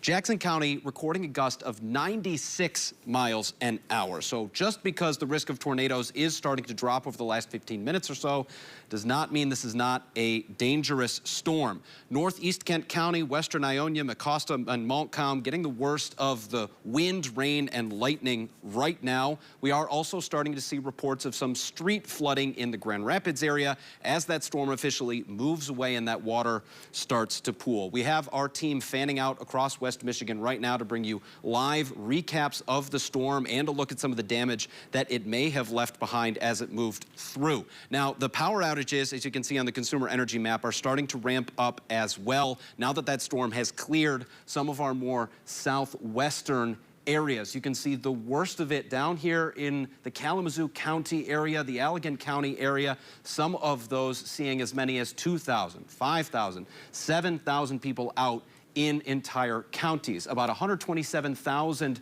power outages are in effect right now. That does include a few in the northern part of the state that were caused by that ice storm that we saw overnight and this morning. But West Michigan getting the worst of this. You can see those northern counties there still dealing with that power outage, and this storm is moving that direction. Unclear if it'll reach all the way into those counties now, but the line really starting to get up toward that Big Rapids area as we continue on. Remember, if you don't want to watch us here, we are also streaming all of this live on Wood TV Plus, our connected TV app. We have a tutorial on our website if you want to know how to download that. Again, we'll have live coverage of some of this damage as the storm continues to move through our area as our teams start to fan out. If you do have any reports, pictures of damage in your area, we ask you to send those to us via our report it function. You can find a link again on our website, woodtv.com. Now let's get back to our storm team. They are all hands right now giving you the necessary minute-by-minute updates on the storm because it continues to move very fast. 60-mile-per-hour ground travel time as it continues to move again into that northeast Kent area. Guys, what's the very latest on this? Duncan, thank you. It's helpful to get a reset like that just to kind of show what we're talking about. And this is to Britt, my producer. If we start to get any live shots, we're going to probably stay on until 7 o'clock just to show you as things are beginning to wind down. If we start getting anything, feel free to just say it in my ear. But we want to give you a quick reset. So you're looking at Storm Track Live, a very expansive line of damaging thunderstorms that have been moving through West Michigan. We have a severe thunderstorm warning in place, technically for Newaygo County over toward Montcalm and Ionia. This is almost cleared. This is essentially cleared Western Ionia County, parts of Montcalm, and all of Newaygo. What we're tracking now is the leading edge of this line across parts of Mecosta, far eastern Montcalm, Ionia. We have a tornado warning in effect for far eastern Montcalm and Ionia counties, but the core of the damaging part of this storm is almost out of our viewing area, but we're not done yet. And what I want to have you start with, Scott, if you have, unless you guys have something else you wanted to show. Just one quick item here regarding the severe thunderstorm warning that's near Lansing right now. There's a unique tag that I haven't seen the Weather Service use, honestly, an extremely dangerous situation tag. Wow. 80+ mile per hour observed winds, likely destructive nature to these storms. So we're talking about likely that leading edge near Bunker Hill, near Lansing. We'll switch things over to velocity so we can maybe get a clearer picture. But yeah, just up and down that line.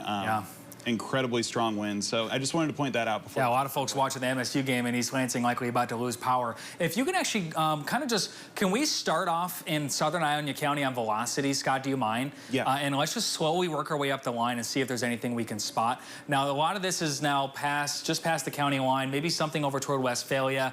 Difficult to tell right now. Definitely damaging winds, but the leading edge is mostly out of here. What I want to do is actually keep moving our way up over toward parts of Montcalm County where it has hasn't quite cleared yet. Go ahead and keep going. This little part right here hasn't cleared Montcalm yet. So what we want to see is there's definitely a damaging wind potential there that remains in place. Especially up here north side of Crystal over toward Edmore. This is about to cross M46 near Six Lakes and Edmore.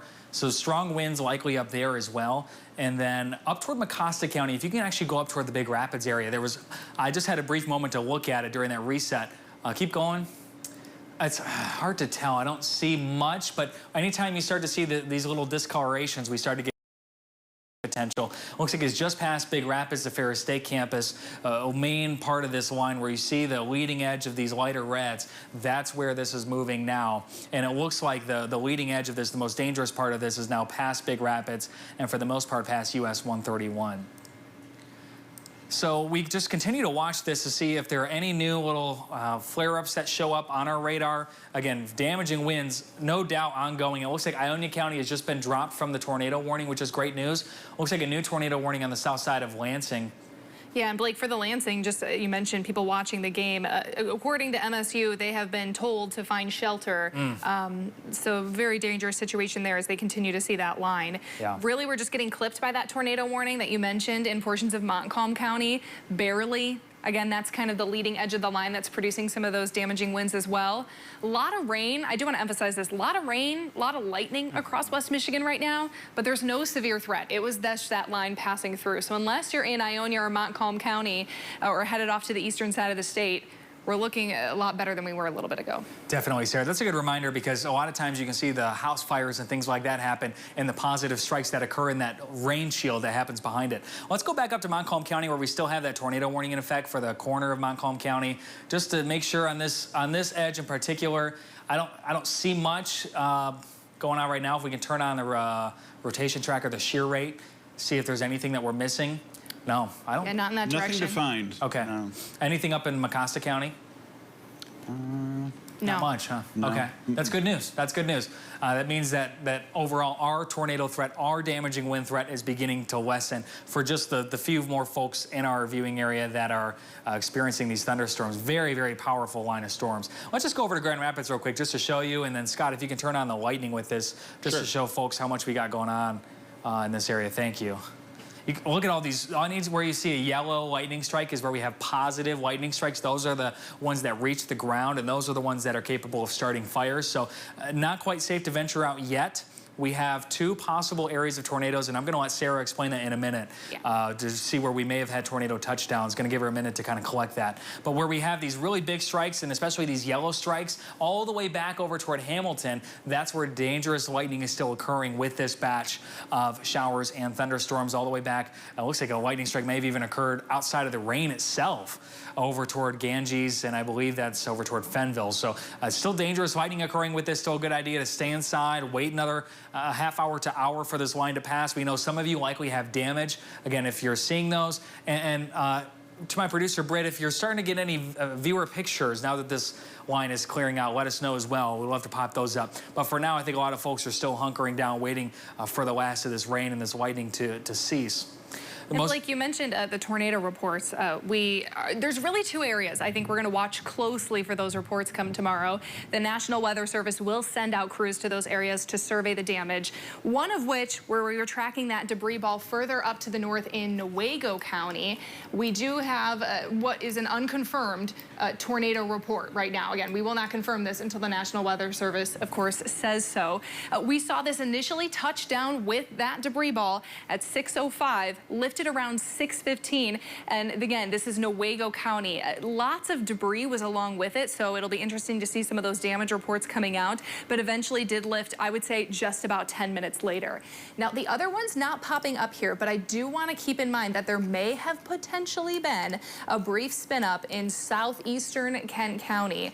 There was a quick flash of debris, okay, no confirmation, and again, it's close to the radar, so that's where it gets enormously challenging. But that's the area that really crossing I-96, stretching towards kind of Thornapple River and Thornapple Road over there, that we could have seen a brief tornado touchdown. Besides that, I'll zoom out and show you some of the other reports that we've seen. Wind reports, hail reports embedded in this line as expected. And you'll notice where those warnings continue to track off to our east, no reports yet. Takes a couple minutes to kind of get those after people, of course, come out and take a look at the damage around them. So if you're just coming in now, this is what we're left with on Storm Track Live. We do have crews headed out to survey some of this damage that we'll get to here in hopefully just a few minutes. Keep in mind, too, as we approach the 7 o'clock hour, we will still see some lightning and some showers behind this system, but this is the severe threat. You can go to bed tonight knowing that really it's going to just get cold from here on out. So once we see this line continue to track off to the east as it's doing so now, most of West Michigan will indeed be in the clear. Thank you, Sarah. Well, I just got a few pictures from someone on Instagram, Camden Stump and near Myers Lake, Rockford. Several pictures. I'm going to try to get them, see if you can send them to us via woodtv.com/report at Camden if you're watching. I'm about to text that to you. A lot of trees down. Looks like some boat damage, trees on structures, and it looks like possible tornado touchdown there, or at least at the very least, very strong winds. Of course, the Weather Service will have some investigating to do, but we are seeing reports of damage, power outages up and down this line.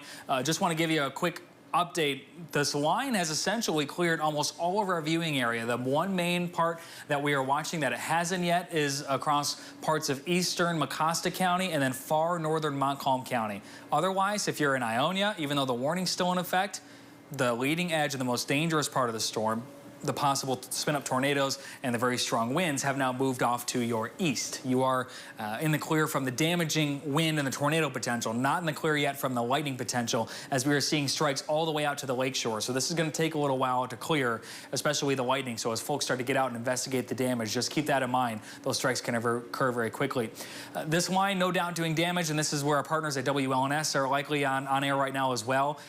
During the Michigan State game, no less, we have several tornado warnings in effect. As this line continues to now move toward Ann Arbor down I-94. Still doing a lot of damage. On confirmed report of 96-mile-per-hour wind gusts in Jackson. We had a report of 81-mile-per-hour wind gusts here at the Gerald R. Ford International Airport and close to 80 miles per hour in Benton Harbor. So this line all the way through its entirety has done damage, has produced very strong winds, and as Sarah just got done explaining, likely produced at least a few spin-up tornadoes. And we were talking in the tracking center earlier today. This is what we were concerned about when this line got its act together, moved into West Michigan. With that, it would start to produce the possibility for some spin-ups, and unfortunately, it looks like that's what we have seen so far today. So still some steady rain ongoing. Let's take a look at this far northern part here, if we can, Scott, and parts of Montcalm and far northern. This is about to move towards central Michigan. No tornado warning there right now, but very strong winds continue. This is well east of Big Rapids. And it remains in effect until 7 o'clock. Where you see this flashing area, that warning does technically remain in effect, but really the most dangerous part of the storm is now pretty much past Montcalm County. Could still see some hail in here on the north side of Stanton over toward M46. This is the most dangerous part of the line within our entire viewing area right now, as most of it has cleared out of West Michigan. Tornado warning still remains in effect technically for Crystal and Carson City. That should be dropped soon. Sometimes we don't see the warnings dropped right away, and that is because the Weather Service is so busy issuing warnings that it takes them a little bit of time, understandably so. And that there's definitely no malice there. They're working very hard, and they have been doing a great job of staying on top of this line, issuing the warnings. But if you're in Crystal, if you're in Carson City, wondering why are the sirens still going off when the storm is past, it's going to take them a minute to clear you from that. But obviously, this storm still remains capable. Anywhere you see these little notches, still remains capable of producing spin-ups. Now moving over toward 127, over toward Alma. And Blake, we've seen a lot of viewer photos coming in, so we do appreciate that. Lots of photos coming in as we're starting to really kind of get the magnitude of this damage. This was sent in from Rockford. We do have a handful of streets that are blocked by tree limbs and trees on the ground. Several more photos. Again, thank you for sending these in to us. This really helps us confirm. This one was sent in, I believe, from Otsego. Let me double check. Oh, I'm sorry. This was Allegan, I believe. Otsego, I was correct. It's from Otsego. Again, the magnitude of the size of these trees coming down with these 80-mile-per-hour wind gusts have been quite intense. And another photo here, again, just indicating some of those more significant trees causing those damages. So I think this is going to be the case. I've seen a lot of trees and photos coming in on power lines. That's a great reminder that you do not want to venture out. We have potentially some live power lines. Don't drive over them. Don't walk near them. Again, stay in that shelter until crews can catch up, which, by the way, is likely going to be quite the task, given we've seen an ice storm up to the north and have sent a lot of crews that direction.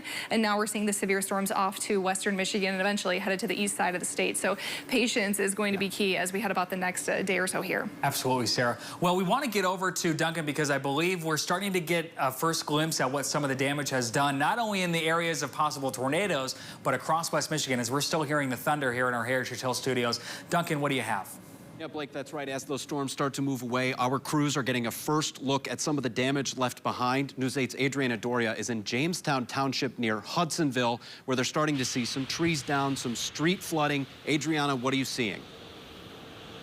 Duncan, yeah, we're here right off of Riley Street, and there is a massive tree into this home here. This is, I think, the 2500 block. There's a lot of homes around here. There's Jamestown Reformed Church. There's a Zeggers literally a few feet down. We parked just a little bit away, but you can see a massive tree here into this house, the root right here, into the top of the roof, causing a lot of damage there. This whole area is taped off. When this report came in, we had heard there was potentially some entrapment. We haven't gotten that confirmed. We don't know. No emergency crews here at this time, but again, lots of damage here to this home, completely blocked off. This is just one of the first trees we've seen down, but you know, we're going to keep going up and down this road to see if we can find anything else, but lots of damage to this home here. So again, we're here on Riley Street in Jamestown, just by Hudsonville. This is Riley Street. Right across the street is Jamestown Reformed Church. So again, huge tree into this house, 2500 block, but we're going to keep going around our area to show you the latest of that storm damage as we learn it. But for now, live in Jamestown, I'm Adriana Doria, News 8. Adriana, thank you. We're also getting reports from News 8's Josh Sanchez, who's in the Sturgis area, taking a look at some damage there. We're working to get his live pictures up as we speak. And this is an important time to note. Now that the most dangerous wind and rain has moved out of much of our coverage area, people are starting to venture out, get a look at the damage, see how things fell. But there still is that risk for lightning strikes. We have seen a number of positive lightning strikes, which means they are reaching the ground widespread throughout where this storm has affected West Michigan. Our Storm Team 8 making sure that everybody is safe across our network of platforms, including Wood TV Plus. We have a tutorial on how to download that connected TV app on our website, woodtv.com, as well as the very latest on damage reports and pictures. If you do have any damage that you can show us through picture or video or reports of flooding, trees down, power lines down, etc., we need you to send those to us via our report it function on our website. That way we can share those with the rest of the folks here in our coverage area as we start to get a grip on exactly how damaging this line of storms was. We've been going nonstop for over an hour now. In fact, longer than that. Our storm team really working hard, all hands, to keep you updated on this minute-by-minute developing story. Again, the most damaging wind and rain has moved out of our area into Mecosta, Montcalm, and into the Lansing area. But now comes the cleanup phase. Now comes the arguably more dangerous spot of people venturing out to see exactly what happened on their property. Let's get back to the storm team, who continues to track this storm as it moves further east across the state. Scott, what are we seeing right now? Hey, thank you, Duncan. We want to loop through time over the past couple of hours. A fairly short-lived event, but of course having an enormous impact here in West Michigan. You can see the numerous severe thunderstorm warnings and tornado warnings which have been sparked off by this system as it continues to advance to the northeast. Lots of power outages, as you mentioned, too, especially through Van Buren, leading southward toward the Indiana state line, and then into Berry County, an uptick in power outages, too, with those strong winds in particular. Here's the layout of the current radar situation now, and it continues to shift further to the east, you can find that we do have some destructive thunderstorms just continuing to shift off of Lansing, peeling away to the northeast. We do still have a couple of tornado warnings there that you can see lasting at least another 25 to 30 minutes west of Flint. Saginaw now in a severe thunderstorm warning. The only warning that continues in our area right now is as you approach Newaygo County and then shifting further east toward Mount Pleasant. That's where we have a severe thunderstorm warning that is going to last a little bit longer here. As you can see, an expiration time of 7:15 tonight. Looks like the strongest area of this storm is immediately south of Mount Pleasant. As we switch over to velocity, the possibility still of seeing some very strong winds embedded within this storm. Could see those ranging between about 50 and 70 miles per hour as we get a reading on some of the strongest winds there near Alma, perhaps even exceeding 80 with that scan of the radar, 69 miles per hour to the west of Alma right now. So an area where you still want to be seeking shelter at this time. As we shift our attention further south, we still have the tornado warning in place near Ithaca and Wheeler, and then near DeWitt and also the state's capital, Lansing right now with the tornado warning too, or severe thunderstorm warning. Let's take a look at reflectivity at this moment.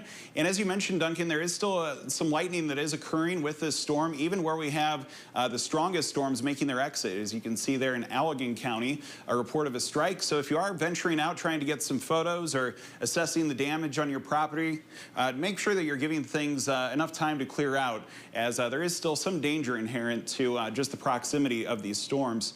We'll snap back over to the latest radar picture here, and you can see that we have some light to moderate rain continuing around Grand Rapids, Kent County, extending east into Ionia, and traveling further to the southeast. But it looks like as far as severe weather goes, a lot of this is continuing to make its exit. Still the potential for some enormous damage as this storm travels into the eastern half of the state toward Ann Arbor and Detroit. Meteorologist Sara Flynn has been also getting in some storm damage photos and some reports, and she has an update on the power outage situation out there. Yeah, some of these photos quite jarring. We're starting to get a magnitude of the damage that did occur along with this line where gusts were estimated and reported, confirmed around 80 miles per hour. I want to talk a little bit more about power outages because I think this is going to be the story here for not only tonight but into the near future. What we have here are several hundred tornado or power outages, I should say. The tricky part is none of them really have a restoration time.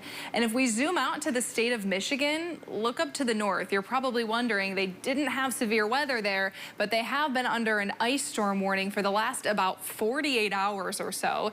Lots of power outages were there this morning. They're still in the process of restoring their power. And then on top of it, we had to deal with the severe weather here today. So we're going to continue seeing how these take shape over the next 24 hours or so. But patience is absolutely going to be key. About 7.5% of the customers are currently without power. Some more of those significant outages stretching in portions of Ionia County, Muskegon County, northern Kent County, and then further off to the south along I-94, quite impressive there as well. So just wanted to give an update on that. If you're with power right now, you're pretty lucky considering if you saw that strong line of thunderstorms pass through, and we'll continue to keep you posted as we head about the next day or so here. As Scott mentioned, we're not seeing a threat at this point anymore. Really, all of that continues to track off to the east. What you're looking at here are our storm reports. Two areas that we are going to watch for the potential of a confirmed tornado come tomorrow. The first of which in Newaygo County. This one almost certainly is a tornado. That's where we tracked a debris ball touching down right around 6:05, lasting till about 6:15. Luckily, I'm not seeing a ton of damage reports out of there. So if you have them, again, send them to weather@woodtv.com. The National Weather Service, I'm sure, would really appreciate those as well. The second area we're going to watch is really where you're seeing this wind report in portions of southeast Kent County. That's where we see or saw a gust of 81 miles per hour. The problem is when that went through, there was a quick flash of what could have been a debris ball. So I don't think it's out of the question that we're talking a tornado touching down there.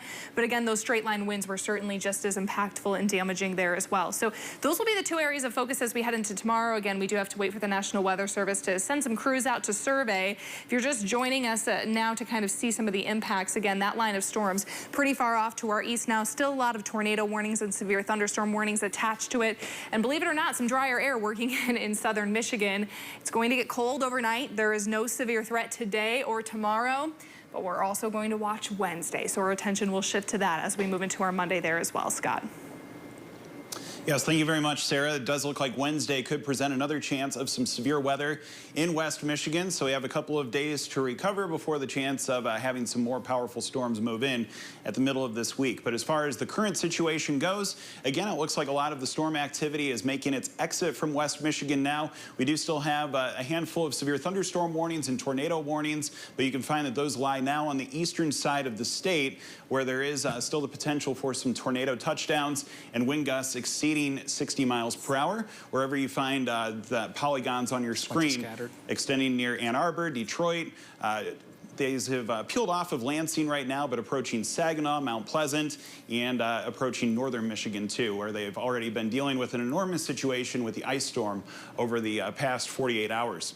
We'll take a look at the home view once again. Here around Grand Rapids, things continue to quiet down. As we check out some of the storm reports, as Sarah mentioned, we are going to continue to evaluate those in the coming days here. But again, you can see even in the lead up to this storm, a lot of damage reports from northwest Indiana near Chicago, and then stretching into southern portions of our coverage area. Near Benton Harbor, there was a report of a wind gust near 80 miles per hour, and that was kind of the norm here with some of these stronger storms, those gusts approaching 80 miles per hour. There you can see in southeastern Van Buren County, 68 miles per hour that was measured 2 miles to the south-southeast of Lawton. Near Kalamazoo, we also had some strong gusts, 58 miles per hour, 3 miles to the northeast of Portage, and then south of Hastings there, right on the border of Berry County near Springfield, gusts up to 64 miles per hour. So definitely a dangerous situation unfolded across the area this afternoon and this evening. Report of some hail there in Greenville, measuring at about 3/4 of an inch in diameter, happening at 6:13 tonight. And again, that preliminary report of a tornado with that debris ball that was witnessed on radar here in Newaygo County. But as you can see, things are continuing to quiet down. We still have some ongoing shower activity down near Coldwater. Looks like we could have some fairly heavy rain there. But overall, it appears that the situation is continuing to quiet down. So we are going to send things back to programming here in a moment. But again, just as we're going to send things over to Duncan McLean. Thank you, Sarah and Blake, working their tails off for the last 2 hours of live coverage of this damaging band of storms as it moved from all the way from the lakeshore through our coverage area and into central Michigan. That storm traveling at times upwards of 80 miles an hour on the ground. Those minute-by-minute results, keeping people safe through that. We'll be back for News 8 at 10 and 11 with a recap of the damage as our crews fan out across the area to get a grip of what exactly happened over the last 2 hours or so. Now, please enjoy our special fentanyl lethal dose West Michigan connection as we dig into the damaging effects of this drug in our area. Good night.